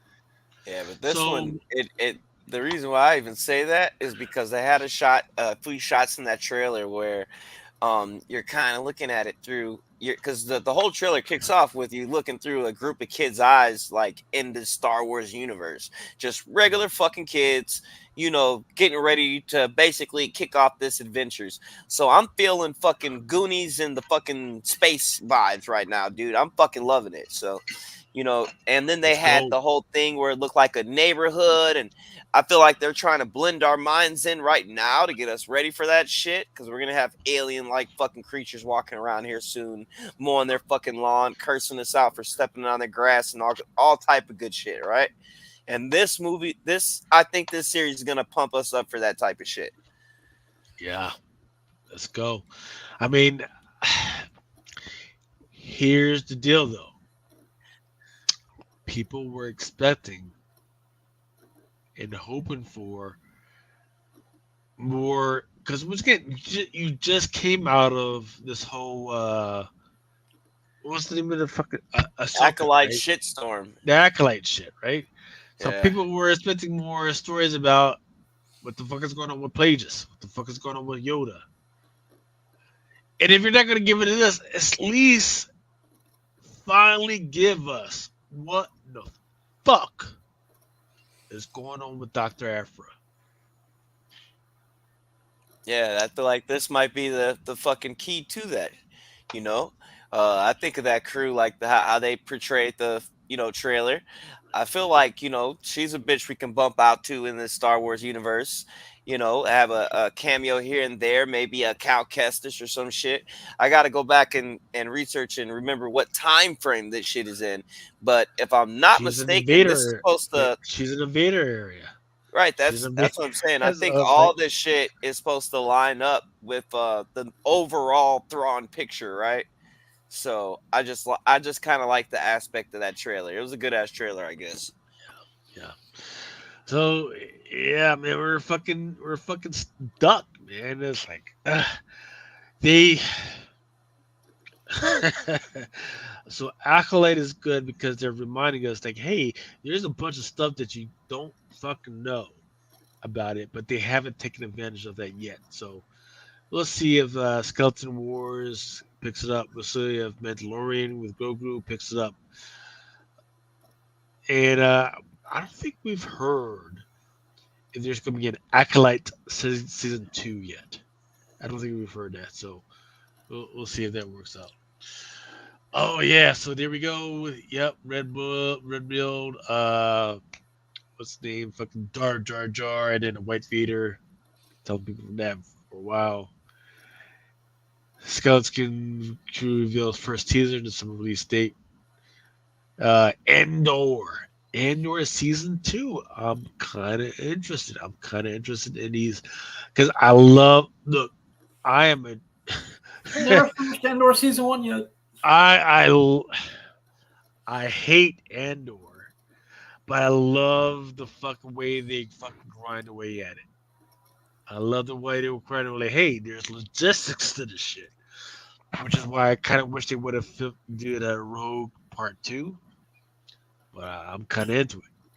All right, I think it's about time we actually start talking about the freaking comics, right? So we'll do a training and then we'll break. And then continue. Here we go. And this was covered. Let's see this top 10.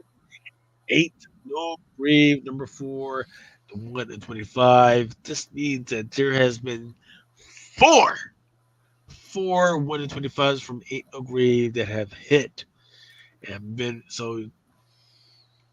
I don't know what much to tell you. Just keep it freaking going and go ahead if you keep collecting these. And we told y'all about this 2 months ago.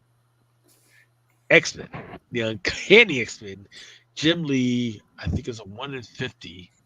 That's a 1 in 50. Beautiful fucking. She's covered, but she's assed out. Just ass out. Yep.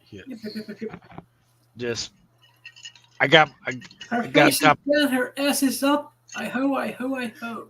She straight up buns in the sun.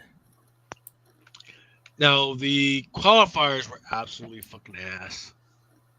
Not worth it. But I tell you what, if you can get it under 80, you're fucking golden with this one. Because I'm telling you, I need at least 5 copies of this motherfucker.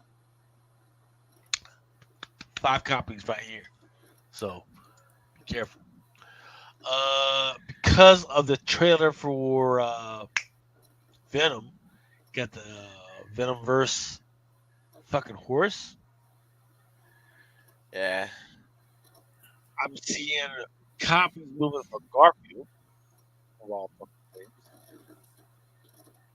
The pedestrian at #1. Keep in mind.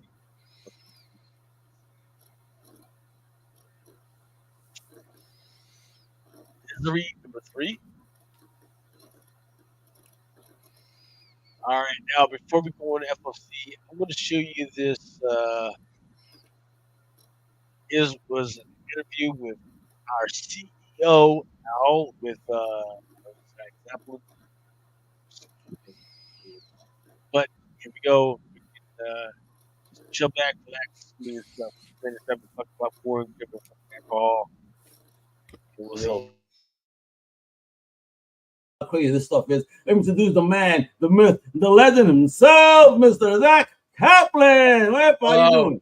I'm good. How are you, Al? Good to be back. Good to see you, man. Comics, and I've been doing it about 8 years now. My first one, I did not know what I was getting myself into, but I got the chance to do a little mini series with Image Top Cow called Eclipse. That was back in 2016, and I was burning people alive with deadly sunlight, and that did very well. And I fell in love with making comics. You know, I absolutely loved it, and I dove all in. And since then, I've done a number of other books, Port of Earth with Image Top Cow, a couple Aftershock books, Lost City Explorers, Join the Future. I did a Scout book, Forever Forward, another book with Image Top Cow called Metal Society, Dark Horse book called Breakout, Vault book called Mindset. And now this year I've got a few more that are coming out that obviously you've gotten the chance to check out. So yeah, man. Okay, we're gonna start digging in because there's a lot here to cover. Homie has been busy keeping himself busy. I'm digging everything he is working on now. Check it out, folks. This, well, how dare that one come up already? That's the one I want to show right here first. Yeah, that's Raphael. That's Raphael Albuquerque. If you guys are familiar with him, bro, sick. The art is, of course, gorgeous. Big shout out to Raphael. But the concept, the story, let those that are unaware, because right now issue 1 is in the shops. That's right. Right, you could get number 2. Number 2 is dropping soon, correct? Yeah. Issue 1 sold out, but we have a continuation printing coming, and next week you can pick up. You should have more issue 1 on the shelf. Issue 2 is coming out. It's a Succession-style power drama of a family of immortal Vikings, and they're fighting John Wick style. And it's just an awesome blast of a series. We've got Frey Aswald there, which is our kind of we're trying to lay down some Erica Slaughter vibes in terms of a complex heroine that kicks ass, and she finds herself pitted against her family, which is these really tough immortal Vikings, and it's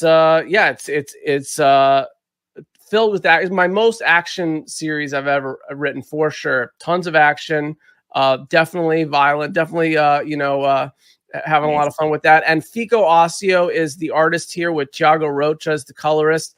Hassan Otsman Elha, who just won the Eisner for lettering. And then you have this, that you mentioned it, Beyond Real. Talk about like not knowing where you at. Holy smokes, man. This, all right. Where were you mentally and all when you were doing this? Because this is a trippy book. It is fire though, but trippy. Yeah, very. The art, the colors, that moments are so bright. Sometimes they get faded. Like, yo, I mean, you as a reader, we also enjoy that ride, not just by reading it, but by the artistry. Fucking amazing, bro. Yeah, thank you. This is our love letter to creativity for sure. And it's got 7 different artists over this 5-issue miniseries. And everyone from, just to list them for a second, Jorge Corona, Liana Kangas, Vincenzo Riccardi, Tony Fazula, Dennis Menhir, Luana Vecchio, Fabiana Mescolo, and a couple colorists in there, Jordi Belair, and Matea Iacono, and Hassan letters the whole thing. And yeah, I became fascinated with simulation theory. I just love this idea that what if we are all living in a simulation? It's really, you sound like Tom Booyu right now. Yeah, I know. Dennis Menhir, Luana Vecchio, Fabiana Mescolo, and a couple colorists in there, Jordi Belair, and Matea Iacono, and Hassan letters the whole thing. And yeah, we're going to talk about today This one is dropping another yet gorgeous book, Dark, Empty, Void, from Mad Cave Studios, baby. Yeah. Something 10 years at that. Big salute to them. Talk about it. This is a gorgeous book, and again, what do you do? What are you smoking, bro? Or is it just in the air? Is everybody smoking out there where you're at, and it just influenced you? Because Jesus, your brain, bro. I mean, again, these are all great stories, all out there stories, but all different stories. Like, bro, your versatility and your writing skills is just insane. Thank you. I mean, they're all. What's funny though, I feel like they all share some common threads. I feel like I like to make you think, Al. I like to write something that's going to make you think. I like to write something that's going to have some sort of big fun hook, like, ooh, we're talking about immortality, we're talking about simulation theory, we're talking about black holes, but ultimately we're talking about a character. We're talking about her perspective on the world. We're talking about her trying to find her way through it all. So yeah, I come back to some of the same kind of guiding interest again and again. Dark Empty Void is it's about black holes essentially, but it's also about our perspectives. The story, if people are not familiar with it, basically scientists are trying to create a stable microscopic black hole, and with kind of a collider, and they lose control, and all sorts of cosmic energy and matter start spewing out. Most interestingly of all, a young human teenage girl. And they cannot make heads or tails of this, nor can they make heads or tails of the crazy things that this human stranger is saying. So one of the scientists calls his ex-wife, who is a psychologist, to come basically. I could be the ex. Jeez. oh, estranged. Yeah, and she's an estranged wife, and calls her to come solve the mystery. And they have to solve the mystery of this stranger and what's happening to the black hole to basically save the Earth from being devoured whole. And it's a ride. It's a cosmic horror thriller in the vein of Annihilation or Aliens or Arrival. And Chris Sheehan is the artist.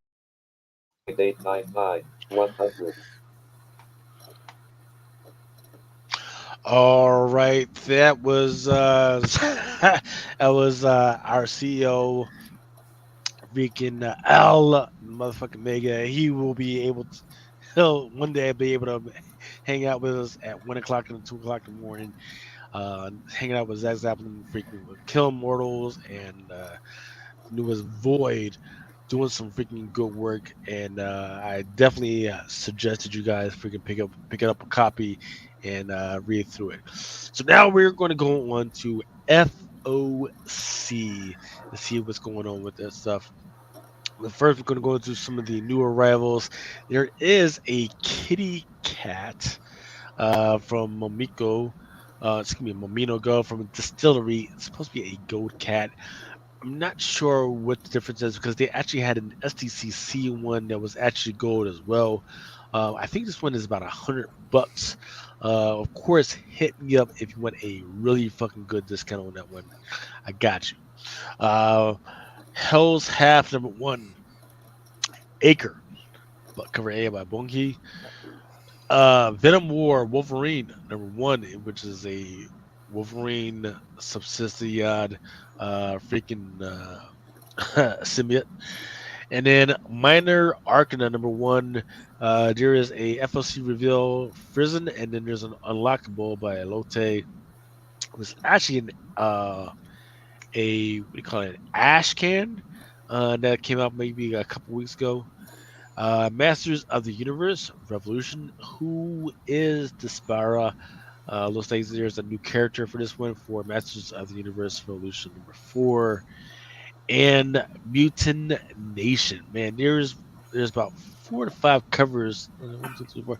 1, 2, 3, 4. Yeah, 4 covers to include a 1 to 10. And let me tell you, man, they actually all look pretty fucking good, man. Survivor Street coming out with the second volume called The Radical Left #1. And then Kerpow by Scout Comics. So it looks like, so for those that don't know, this is made by the same creators as kind of the same creators as Kick-Ass, but they're trying to strike out on their own. The Autumn Kingdom I kind of not haven't read through the premise of this one yet, but it looks pretty good. And then a Magic Order number 5, or excuse me, Magic Order 5 number 1. I think this one has already been solicited for or option for something. Yeah, Mark Miller's got an overall deal, and he's has an ownership stake in Netflix, so that's like a done deal. Yeah. Teenage Mutant Ninja freaking Turtles. I forget what her name is. Mona Lisa. I was trying Mona to track. Lisa? Yeah, Mona Lisa. She's on the cover. I'm trying to track down if she's ever had another comic book appearance. I know she's had a cartoon appearance, but not Yeah, tech. I think she was in an issue or two in the early 100s, maybe. Good. That's the Good. last Good time. man. Then what we just had Al talking to the guy about. Mad Cave has Dark Empty the Void. Conan Barbarian Battle Blackstone number 1. The covers look absolutely freaking amazing for it. The cover C by Sager and the cover D by Didier. All right, going into some of the incentives, there's a 1 in 5. The Pedestrian, 1 in 10. There is quite a few. Got my eye on some of the Lady Mechanic joints, as well as some minor arcanas. That's about it. But here we go with the oddly pedestrian life of Christopher Chaos number 12. This Sebastian Farmora, man, he's in another class by himself, man. He's up there with Ozaki, man. He's got some weird shit that looks like, man, but it just looks so fucking good. So I'm not ready to buy 10 of these, but I am ready to get a copy for cheap if it's ever out there. Teenage Mutant Ninja Turtles Nation number 1. Then there's your Minor Arcana. Scarlet number 4, 1 in 10. Disney Villains. Here's your Black and White for Lady Mechanica. And Gotcha Man number 3 by Francine Delgado. There's a 1 in 15. Actually, there's a few 1 in 15s. 120s. Few. All right, now we're on the 1 in 25s. There is a Betsy Cola variant 1 in 25 for Avengers Symbol. It's going to be the first appearance of Captain America's newly formed Emergency Response Squad. Then Ultimate Black Panther. This list says enough planning, time for a guerrilla counter-strike against Khonshu and Ra. Meanwhile, Killmonger Okoye's allies to aid their cause outside of Wakanda. So Mr. Big Gun, they call it Ultimate Who. You'll find out have to read it. Blood Hunters number 2. There's a new character called Drunken. Spider-Man Black Suit and Blood. And this is going to be the very last issue of Star Wars. And I need to read number 59 because I'm not sure who this guy is. The guy with the red face. Uncanny X-Men. Miguel Mercado, 1 in 25.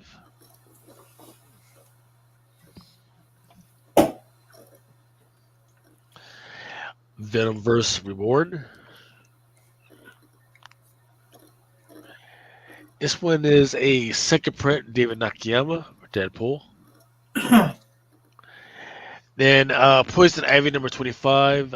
Brian Boyan has Poison Ivy looking kind of crazy. Batman number 152. There's a 1 in 25. Trinity Special Worlds, Finest number 1. Cover D, 1 in 25 by Chrissy Zulo. Here's a 1 in 30.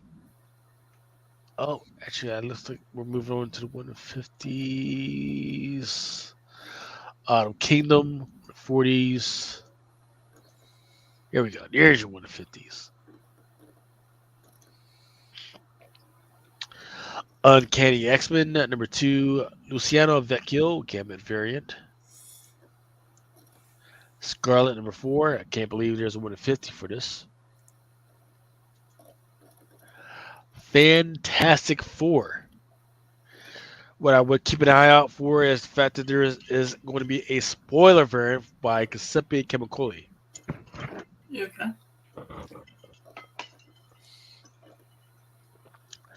Then there's a 150 by Jessica Fong. Trinity Special Worlds Finest number 1 by Sawi. But kind of looks like it's drawn by Ryan Gonzalez.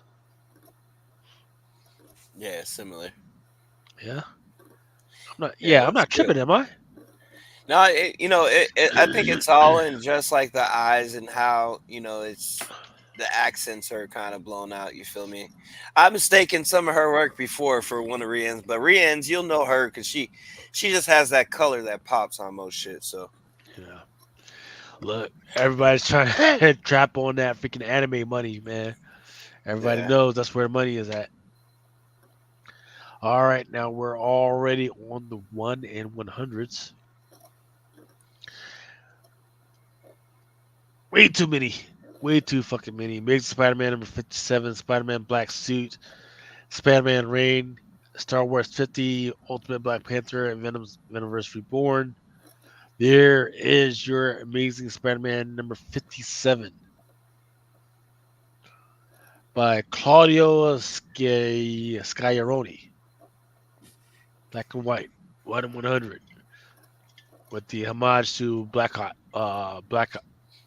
Hawkeye, excuse me.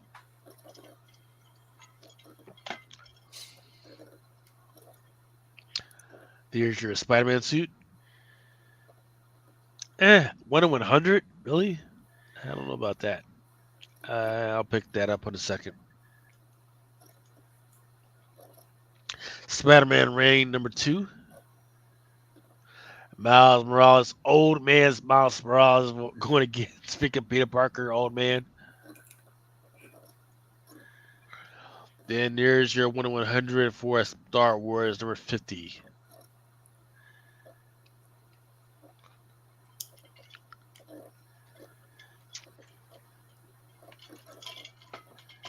Here's your Ultimate Black Panther number 8.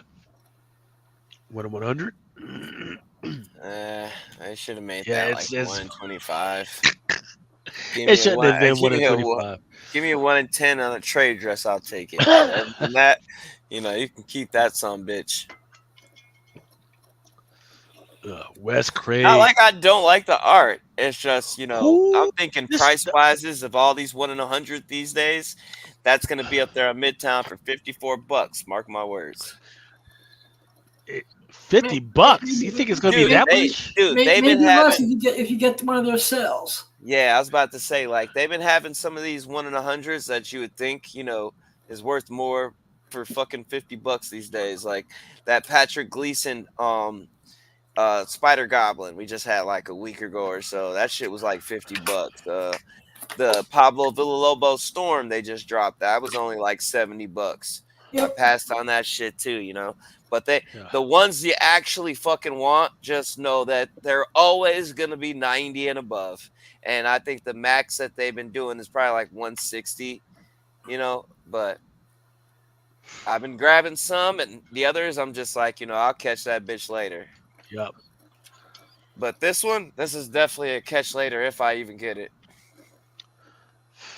Unless there's some big fucking character in there. I don't know. Yeah, but they've already been spoiling all the big characters lately. Every fucking time we're getting a character worth it, right? Everybody fucking knows already. Like they wasted Spider-Girl. They just wasted old girl from the New Champions variant on Scarlet Witch. Because she'll be in Scarlet Witch. I think it'll be like issue 6 or 11. I couldn't remember the exact number. But it's the fall issue coming up. So it's like, they're just pretty much throwing these first appearances out here ahead of time that, would be worth something like this. Now, this shit, I'm going to pick it up because I feel like people are gonna be on that one. Looks like a fucking Venom Batman. See that? Who else would be standing on top of a fucking gargoyle in the in the middle of the fucking city in the rain? With a Who fat ass else? leather looking cape.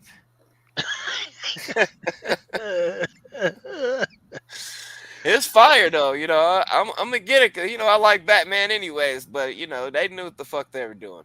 Yeah. All right. Here's an artist. I don't know who this That absolute looks power like number three. Carla Cohen. That's who that looks like. It looks like every freaking girl that I saw at the fucking Comic Con, man. It looks like my fucking sister-in-law. Excellent. Conan the Barbarian. Cover E. Or excuse me, Conan the Barbarian Battle Blackstone #1. Cover E by Mr. Tony Fleeks. Good stuff. And just so you know, Adam, it Yes. does fulfill the tentacle requirement for this week. Good. Specking on kitties. No titties. It's just Conan being restrained, which that's another fetish. He's being restrained by tentacles. So Yeah, man. Because tentacle And porn they- is the shit, man. look, You best yeah. don't fucking nice. Look, all you guys look. I mean, it's a different perspective. Just look at what the Japanese are in their whole porn fetish thing, and then just draw a cover to it. That's what they got going on here, man. Yep. Moon Knight #9. There is a cover by Patori, and then there's one by Torrin Clark. Godzilla. A Godzilla cover. So in fact, that's a thing that's going to be a month from now. All these Godzilla covers. God damn it. Image has Gunslinger Spawn #35 as well as Spawn #356, and both of them look pretty good, man. Yeah, I'm feeling that Mark Spears. Avengers Assemble #1, Ryan and Meandering Wraparound. I'm actually looking forward to that book. Dave Wilkins pulling it out with Masters of the Universe Revolution #4. Ooh. Survivor Street, The Radical Left #1. Oh man, I know people are going to hate me for this. I know people are not going to understand this, and they're not going to. So, look, there are these puppets, Adam. Mm-hmm. Sesame Street puppets. They are holding signs of communist Russia and China. One's holding a hammer, the other one's holding a sickle. And these are absolutely freaking signs and logos of fucking communist fucking Russia. So, yeah. So if the Survivor Street guys were expecting to have any type of movie anytime soon, they could throw that shit out the fuck window right now. Hey, they can forget about that. Oh, we're not paying for a fucking communist shit. Nope. Even though Survival Street is just not more of a parody, but hold up, let me fucking pour myself another fucking shot of tequila. Do the worm, brother. No worms in this shit. Worm. Jimmy Buffett knows enough to not have any fucking worms in my shit. Okay. Yeah. Good restaurants, by the way. Great fucking restaurants. They do have good restaurants, man. Captain America #3. Animal Pound #5. There is a cover E unlockable by Fornes. David Nakayama, who we had like 2 months ago on here, Thundercats #2. And it not his best work, but it's okay. I've been digging his turtles lately, dude. He dropped a couple of turtles. They look pretty good. It's a nice little set. I like how he did the different greens on each one. I haven't seen him. Tag me in that shit. Let me look at it. Yeah, they were pretty nice, dude. I was feeling those, but definitely, bro. All right, here's some later prints. Second print for Uncanny X-Men #1, David Marquez, 1/25. There's your X-Force #1, David Nakayama, second print. That was a good read. Grommets #1, third print. There's also going to be a second print for #2. All right. Don't have any foil unlockables. There's a Conan the Barbarian Blackstone Zafino for is it unlockable. All right, here we go for you, Mr. Adam. Yes, sir. Time for Project Pegasus. Zenoscope lost their goddamn minds this week. No. Okay? God forgive me, because my sons will probably watch this someday.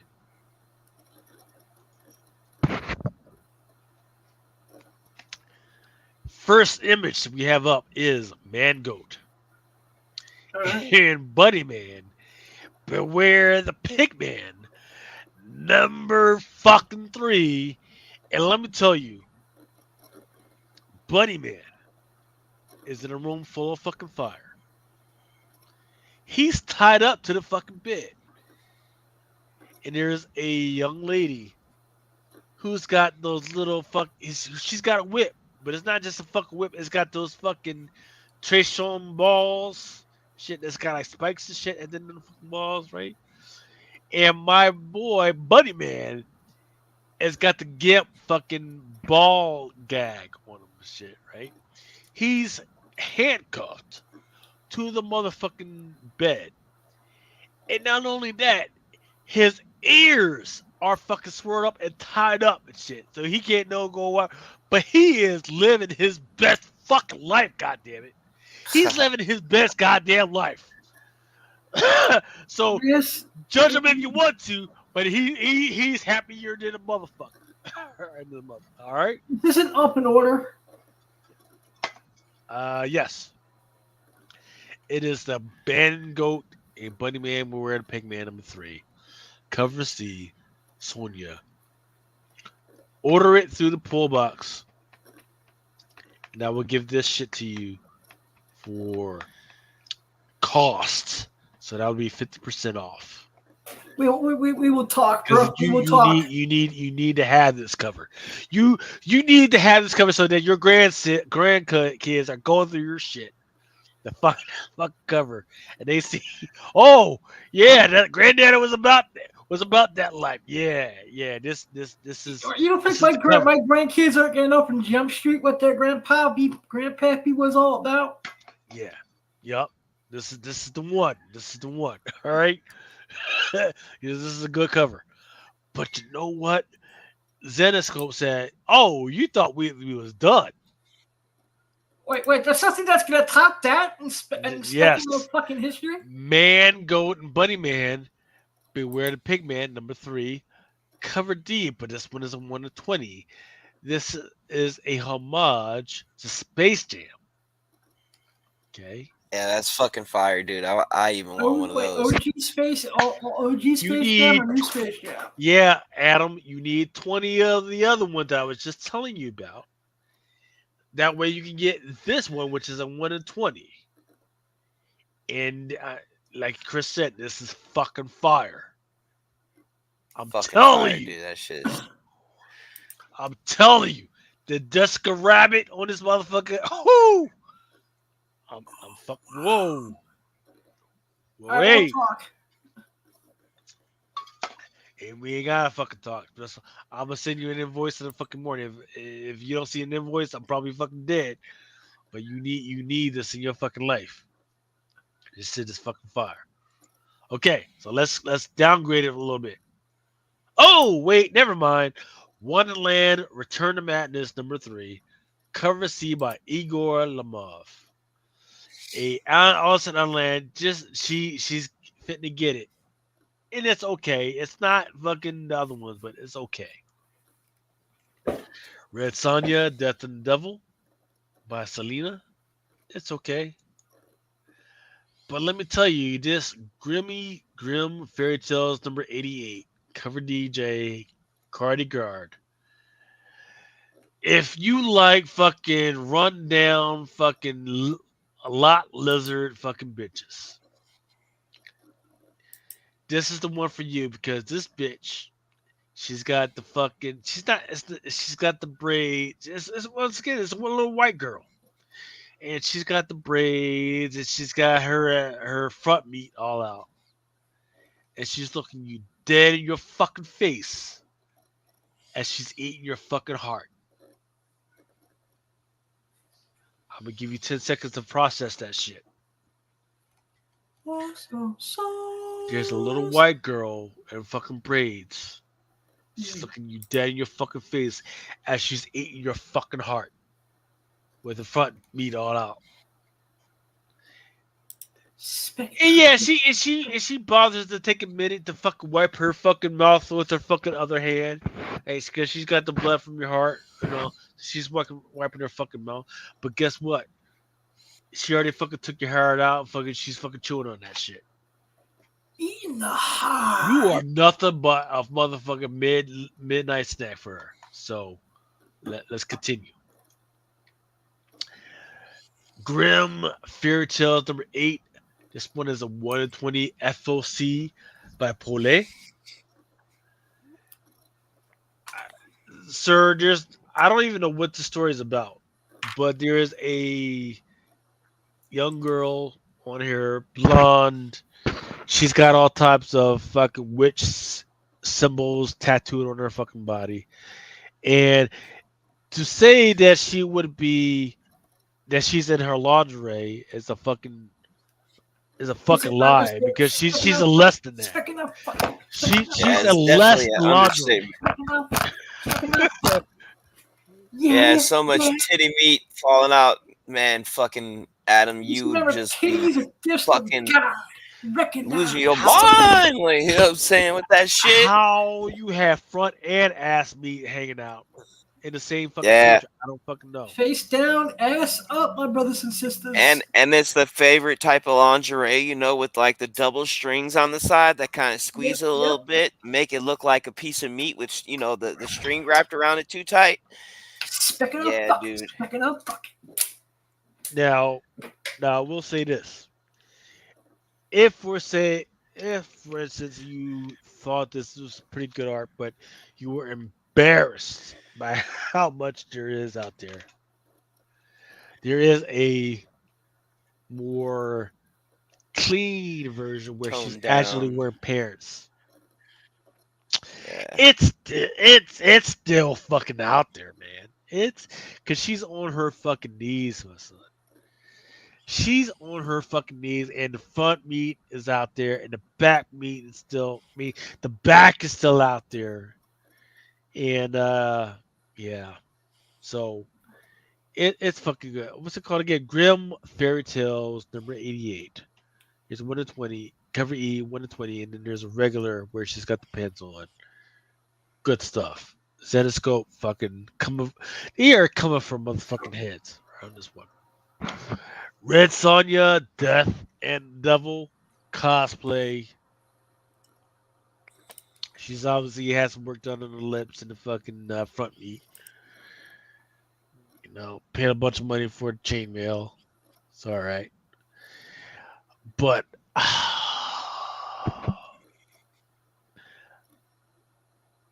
Adam, the one that I have up here right now is called Vampirilla Dark Reflections number 4. Mm-hmm. Look at Chris, took another fucking swig. Took another swig on this one. Vampirilla Dark Reflections number 4. Cover F Perillo. And this one is going to be a metal premium, which means it's $100 normally. Yeah, it looks like it's pretty fire. Like you ever see a bitch that she's sexy? So I'm gonna borrow from Sex and the City. You ever see a bitch that's sexy ugly? Mm-hmm. See them at the strip clubs all the time. This girl right here on this cover, she is sexy ugly. Vampirella is on this cover is sexy ugly, where you know she's not what you would normally say is conventionally beautiful or sexy, but the way in this cover she is sexy fucking ugly. You gotta fucking have it. It's fucking and it's a Perillo, Lucille Perillo. Fuck it, man. It just disturbs me because he has these girls, right, that he normally draws. And you're like, oh, that's Perillo, that's Perillo. But then he decided to fuck you on this one. You go, oh, I guess I don't know everything that Lucille Perillo has to fucking draw. I guess I don't know this motherfucker. So he fucks around with you on this one. Great fucking art. Interesting stuff going on in the background. Interesting stuff going inside the fucking art. Fuck. All right, here we go with DC Trinity Special World's Finest #1. You old ass little fucking perverts that love that bubblegum shit. This one is for you. Done by Sweeney Boo. Cardstock. So Fuck, yeah. I love this one. That's fucking fire, dude. I gotta have that. Shit. There's a gotta whole have that bunch shit. of bubblegum books. So. Yeah, dude. That's fucking amazing. I forget who this is, but this is probably done by another Grimm artist, Soria Matas and Coco Spin. Front meat all out there. Red leather fucking suit, blonde, you know. That binds the question, Mr. Adam. When Yes, is sir. the next what's the name of sex what's the name of the fucking thing that you go to where it's nothing but fucking porn? Oh, Porn Exotica? star? Yeah, what's the next one? The season should October be coming up. 25th to the 27th. See, In there Jersey. you go, but man, no. Are you going? Or are you taking a break? I'm already locked in. See, I've been locked in since last year. see, and that's in New York or what? Yeah, Jersey. It's in Edison, New Jersey. It's in Jersey, which is Yeah. close to Philly. Yeah, press pass. Maybe an hour and a half, maybe 2 hours away from Philly, give or take. Holmes and Houdini, Chris Moriata, currency. There is a very Pegasus fucking art. I didn't bring it in. Woo. This one is freaking hot. 2 chicks just doing a whole. So it's like a homage to Harry Houdini and what's the Houdini's name? I forget what Houdini's first name was, but yeah. Yeah, I'm drawing a blank at the moment. Zenoscope. What do you got? Your covers are amazing, but I don't know if I should read your shit or not. I don't know. All right, and then this is some rights to some of their shit. Holmes and Houdini. There's a Ivan Tao, who is one of the most underrated fucking people look at his shit like, oh yeah, his shit is fucking great, but they're not ready to pay money for his shit yet. Birds of Prey, fucking Batgirl. I don't think her name was Batgirl. I forget what her fucking name is, but Cassandra Cain, is it? Yeah, there you go. Yeah. Was that the sexy Asian Batgirl? Yeah, that would be Cassandra Cain. And then you got another Birds of Prey, but this one is Poison Ivy. However, she's in Catwoman suit. Don't know what I feel about this one. What issue of Poison Ivy is this? Birds of Prey number 13. All right. And then, you know, this is Project Pegasus. For those who are confused about what the fuck we're doing. This is Adam. This is manga, which I think, Adam, I implore you, we need to do just manga, but in this vein. This one is called Booty Royale. Okay. never go down without a fight. And uh, front meat, pussy meat, leg meat, all that's out there. It's covered. Sticking out fucking It's Japanese style. it's covered, but it's just out there. And then it has the nerve to cover her hands and arms and shit. Well, you don't want to make a mess, you know? You want to keep your hands clean. Oh my goodness. Booty Royale. Booty So, Royale. yeah. All right, moving on to stuff that covers TV and as well as horror. Also, from now on, we will also be trying to cover toys as much as possible. There's going to be a Transformers Gen Import Transformers Optimus Prime Leader that's coming out soon. Beetlejuice. Freaking Beetlejuice and Batman. There's a cover coming out for that one. The Witcher. Dark Horse. This one is by Molina. Dead Weights #6 really kind of fucked up. There's a weird thing going on with this one. It says any retailer who orders at least 3 copies can order as many as they want others unlock. Spider-Man, the Ghost Spider, and Godzilla fuck cover. Sonic the Hedgehog 1-10. And just toys. There is a DC Multiverse Batman Wave scale figure. This figure that I'm looking at right now is a Superman, Green Lantern, Batman, freaking amalgamation of all this other shit. So take that what you want. There is a comic. I forget what the first appearance of this cover, this character was, but I think it's Batman, Superman, World's Finest. Want to say number 7, because it's them, Batman and Superman, like with a hint of Green Lantern when they combined for that. Remember that? I think that second printing was the one that everybody was chasing with him on it. Ugh. I didn't know people were chasing it. And of course, you gotta have some type of Deadpool fucking stuff. People have been dogging the shit out of me for this Deadpool and Wolverine dog pool Funko Pop. All right, love that shit. Go ahead, Adam. They're already going for like, I've seen them as high as $50 already. Really? On Shit, I'm selling them for 11. I know people that have Funko accounts who ordered a few of them. I think there were like 1 or 2 per household people off from the Funko website. Hey, just on another news tip, really quick, they just dropped the first teaser trailer to Ironheart as well. Okay, all right, let's get through this, and then if you want to get it ready to play it, you can play it from your spot. Here, let me see. I don't know how So, to excuse do that me, shit, bro. Lucas, can you order Funko Pops by the case? Yep. I'll give you a call sometime tomorrow. Okay. Coming in December of 2024, there is the Spider-Punk guy without the mask. Then there is him with the mask. It is a 6'6" action figure.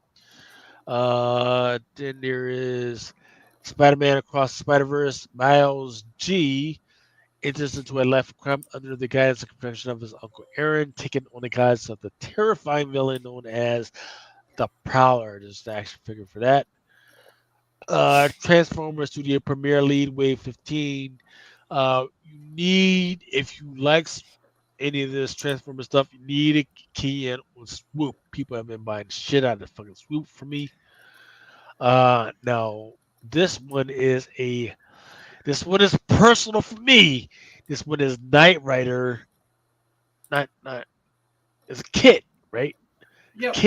Kit from Knight Rider as a Transformer. So I got freaking yeah. that's awesome. I didn't fucking get that. New releases that are coming out this coming week. Spider-Man, Amazing Spider-Man by John Romita Jr., 125. Fantasy #1, Winter Guard. Then there's Spider-Gwen, freaking Art Germ, or is it Derek Chew? No, that's Art Germ. Venom, Venom War, Hamasu Punisher, Werewolf by Night, Red Band, Raza. And then the X-Men, J. Scott Campbell with the art, what's her name? Magic on the freaking cover. Yep. And that's it. Were you able to find the video? Yeah, I sent it to you on IG. Oh shit. If you wanna, I don't know how to screen share no shit like that, but I sent you a few Let's posts right see. now. Up top is the Ironheart teaser. Down below is the Fantastic Four intro that they had for the panel. Underneath that, they had new footage of Red Hulk hulking out, and under that was a post about Spider-Man freshman year in his future Foundation gear.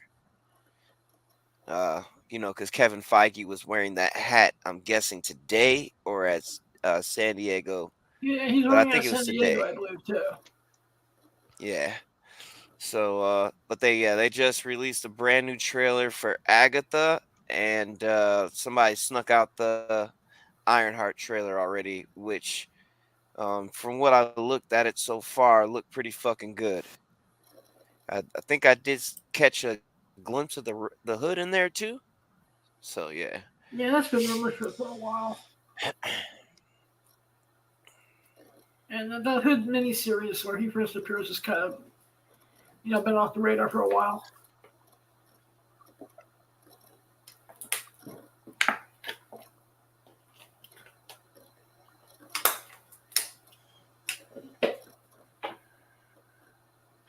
Yeah, I'm just geek for this because this is one of the shows that they said we were going to get Mephisto in as well as Agatha, but I don't know if they, are sticking to the same plan with the I don't know, Jonathan because Majors. isn't Mephisto and Agnes supposed to be played by Borat himself? Yes, Saoirse sir. Baron Cohen? Yeah, they said that he had shot his scenes already for the show, so Ironheart was definitely one of them because I guess they said that The king of the punk videos? yeah, the Hood was supposed to be working for Mephisto during the show. As long as we don't get, him making any deals with Peter Parker and for things in the MCU, I'll be fine.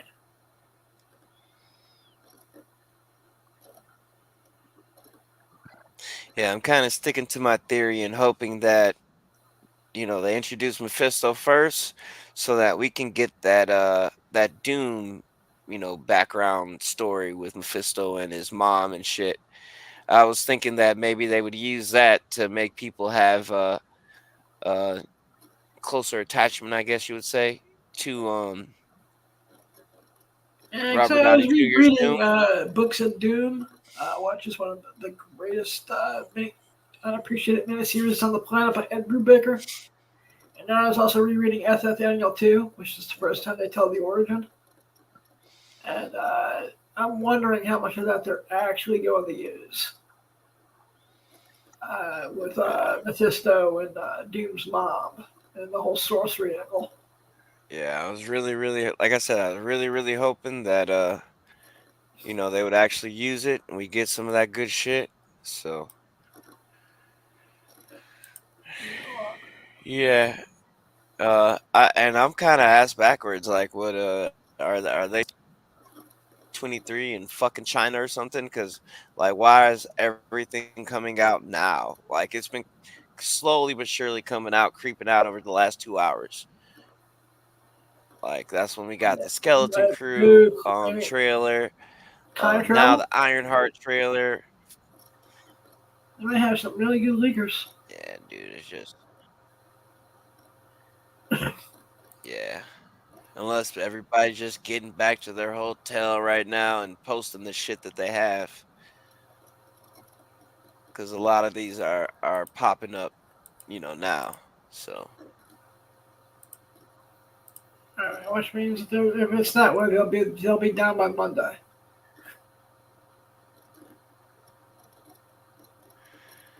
Yeah, 'cause, we're supposed to get everything What is it tonight? tomorrow, anyways. So yeah.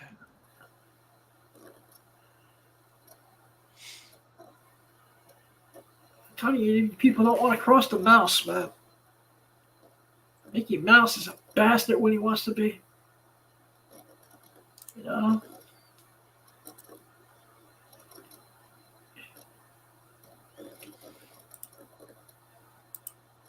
He drives around suburbia with Donald driving the van. He's just like, oh boy, little boys and girls, want a record deal?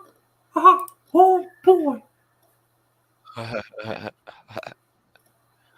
do you think we got Britney Spears and Christina Aguilera and Justin Timberlake?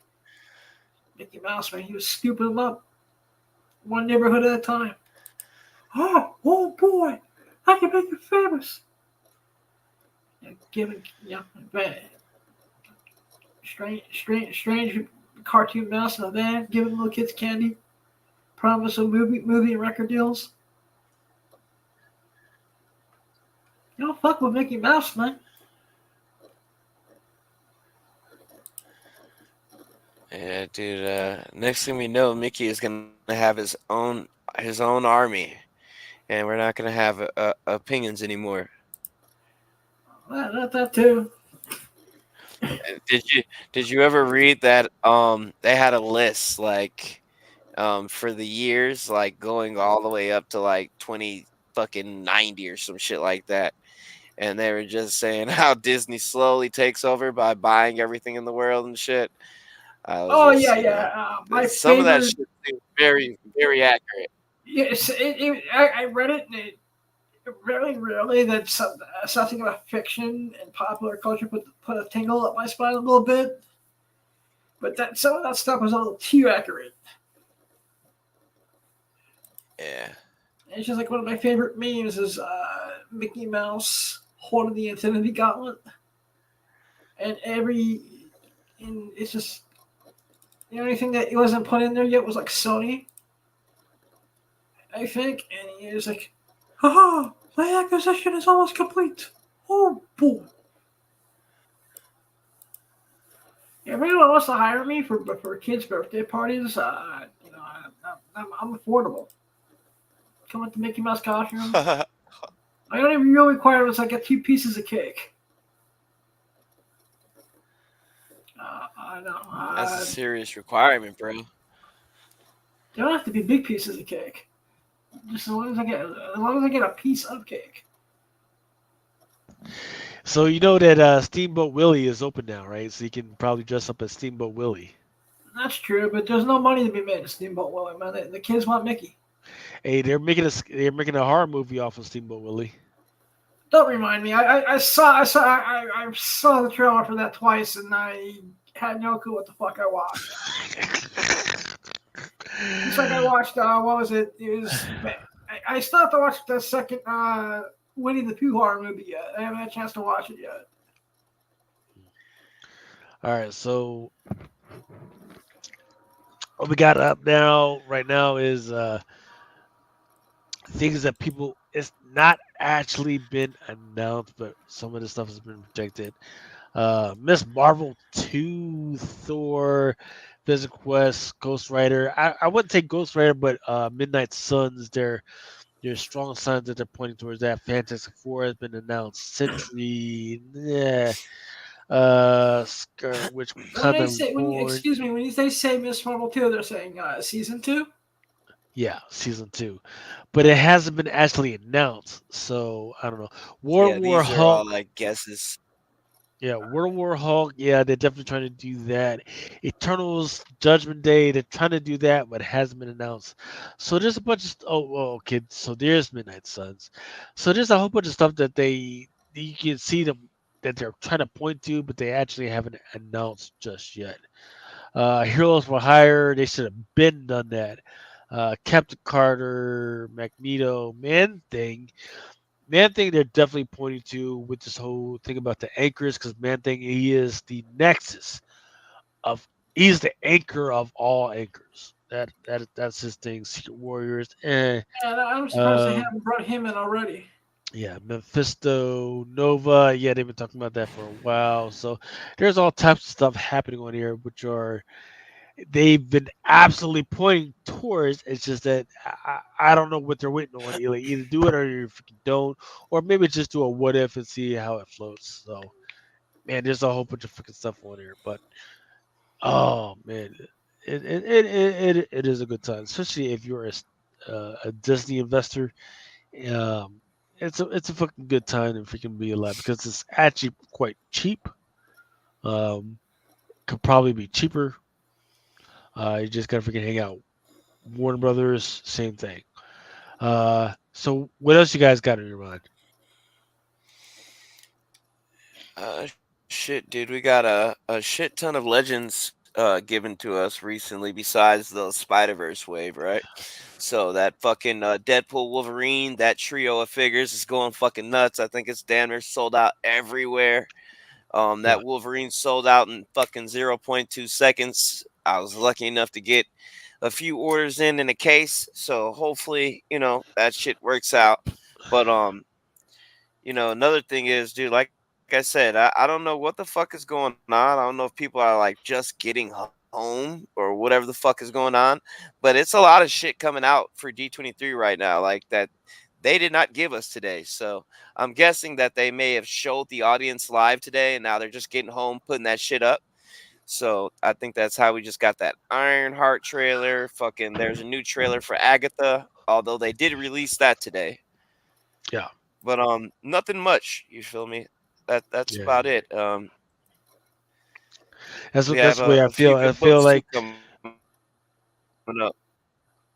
yeah, I feel like people have been making the rounds on their vacations, so people have been saving their money. They haven't been buying a whole bunch of stuff. So now, as we kind of settle into September, eventually when we settle September, that's when we'll see the actual freaking market. So hold on to your stuff till then. Um, Lorcana, those cars they keep coming up. Apparently, the Oh my Lorcana god, line there's out more? DG23. Yeah, Lorcana was apparently was freaking crazy. People are complaining about how crazy it was to try and get cards. And they're calling bullshit because people were saying, "Whoa, yeah, we're sold out, so get out of the fucking line." And people were like, "No, no." Employees were like, "No, no, no, we still got you. Just freaking hold on." So all types of weird stuff going on with that. But yeah, I feel like we're in a freaking good freaking spot, man. But I also had a rumor that Pogs are going to be making a comeback, so I'm extremely happy about that. say again, what was it? Pog, you remember Pogs? Pog. You know, the So little game, yeah. the game with the slammers and the circle little cars that you So slam. so interesting enough, at the retailer summit in San Diego, they brought back Beyblades. They tried to bring back Beyblades, which is Wow. like Pogs and like freaking Tops and everything, but it is like there's this weird mechanism that makes sense, so you don't have to do all the weird shit with it, right? And it's got future because it already has a cartoon and shit associated with it. But the problem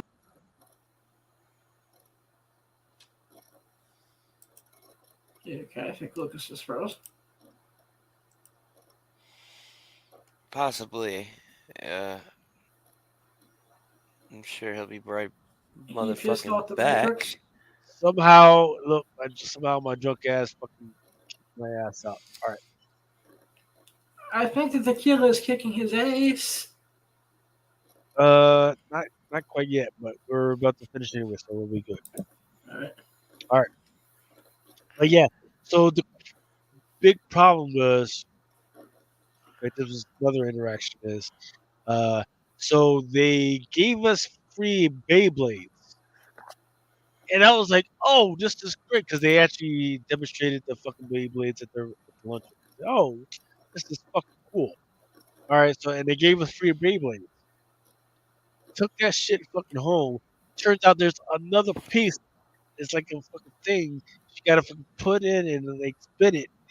So there's like 2 pieces. It's not like, hey, you buy the Beyblade, that's it. No, you gotta buy 2 freaking things in order to get the Beyblades fucking working. Period. So that's where they fucked up. So I'm like, oh yeah, you guys gotta have it in your fucking stores. I'm like, shit. What is fucking up Beyblades, Tops, Bogs, any of that shit. Wakanda, Magic, The Gathering, Pokemon. Yep, all of but I do want to give a shout out to Spidey, Hunter, waiting on your ass to get back, as well as Phil. Yeah, man. And Tom says, "Hey, Tron 3 with Nine Inch soundtrack." And for that, yeah, man. Freaking, Adam, you got anything? What's the next show you guys are gonna have? Actually, Tuesday, I will have something. I'm not sure yet. But this Thursday at 8 p.m. on Awesome Sauce Radio, I'm having my friend. I will interject and I will say, let us listen to whatever the fuck they tell everybody about tomorrow.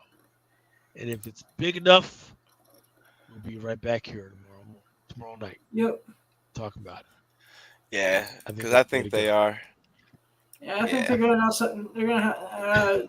They kind of they shot their load over at San Diego with Robert Downey Jr. I think they got something. They still have something cool planned for D23. Yeah, I think so too. So they're doing something freaking wicked. But as we say, I think that's the end of this. We are at the 2-hour 40-minute mark. It is 3:30 in the fucking morning. It's time to either leave the fucking club or just fucking go to fucking bed, man. It's time for us to get the fuck out of here. But yeah, freaking stay tuned. Freaking make sure if you're not already tuned in to freaking Blind Adam, subscribe to Blind Adam and Sir Christopher the Great on freaking Instagram, as well as Comic Crusaders Network. Also, if you get a chance, go ahead and check that Zach Zaplin freaking interview out if you can. But we have got to freaking finish up the rest of this fucking tequila and go to fucking bed just to do it again tomorrow. Love you guys. Please stay safe. For each man in his time to stay,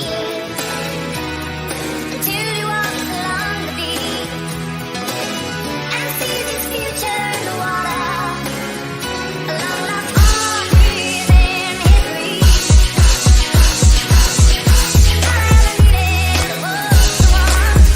Sometimes men take matters into their own hands. You want answers? I think I'm entitled. You want answers? I want the truth. You can't handle the truth. As you guys know, it is Drunken Chat, son.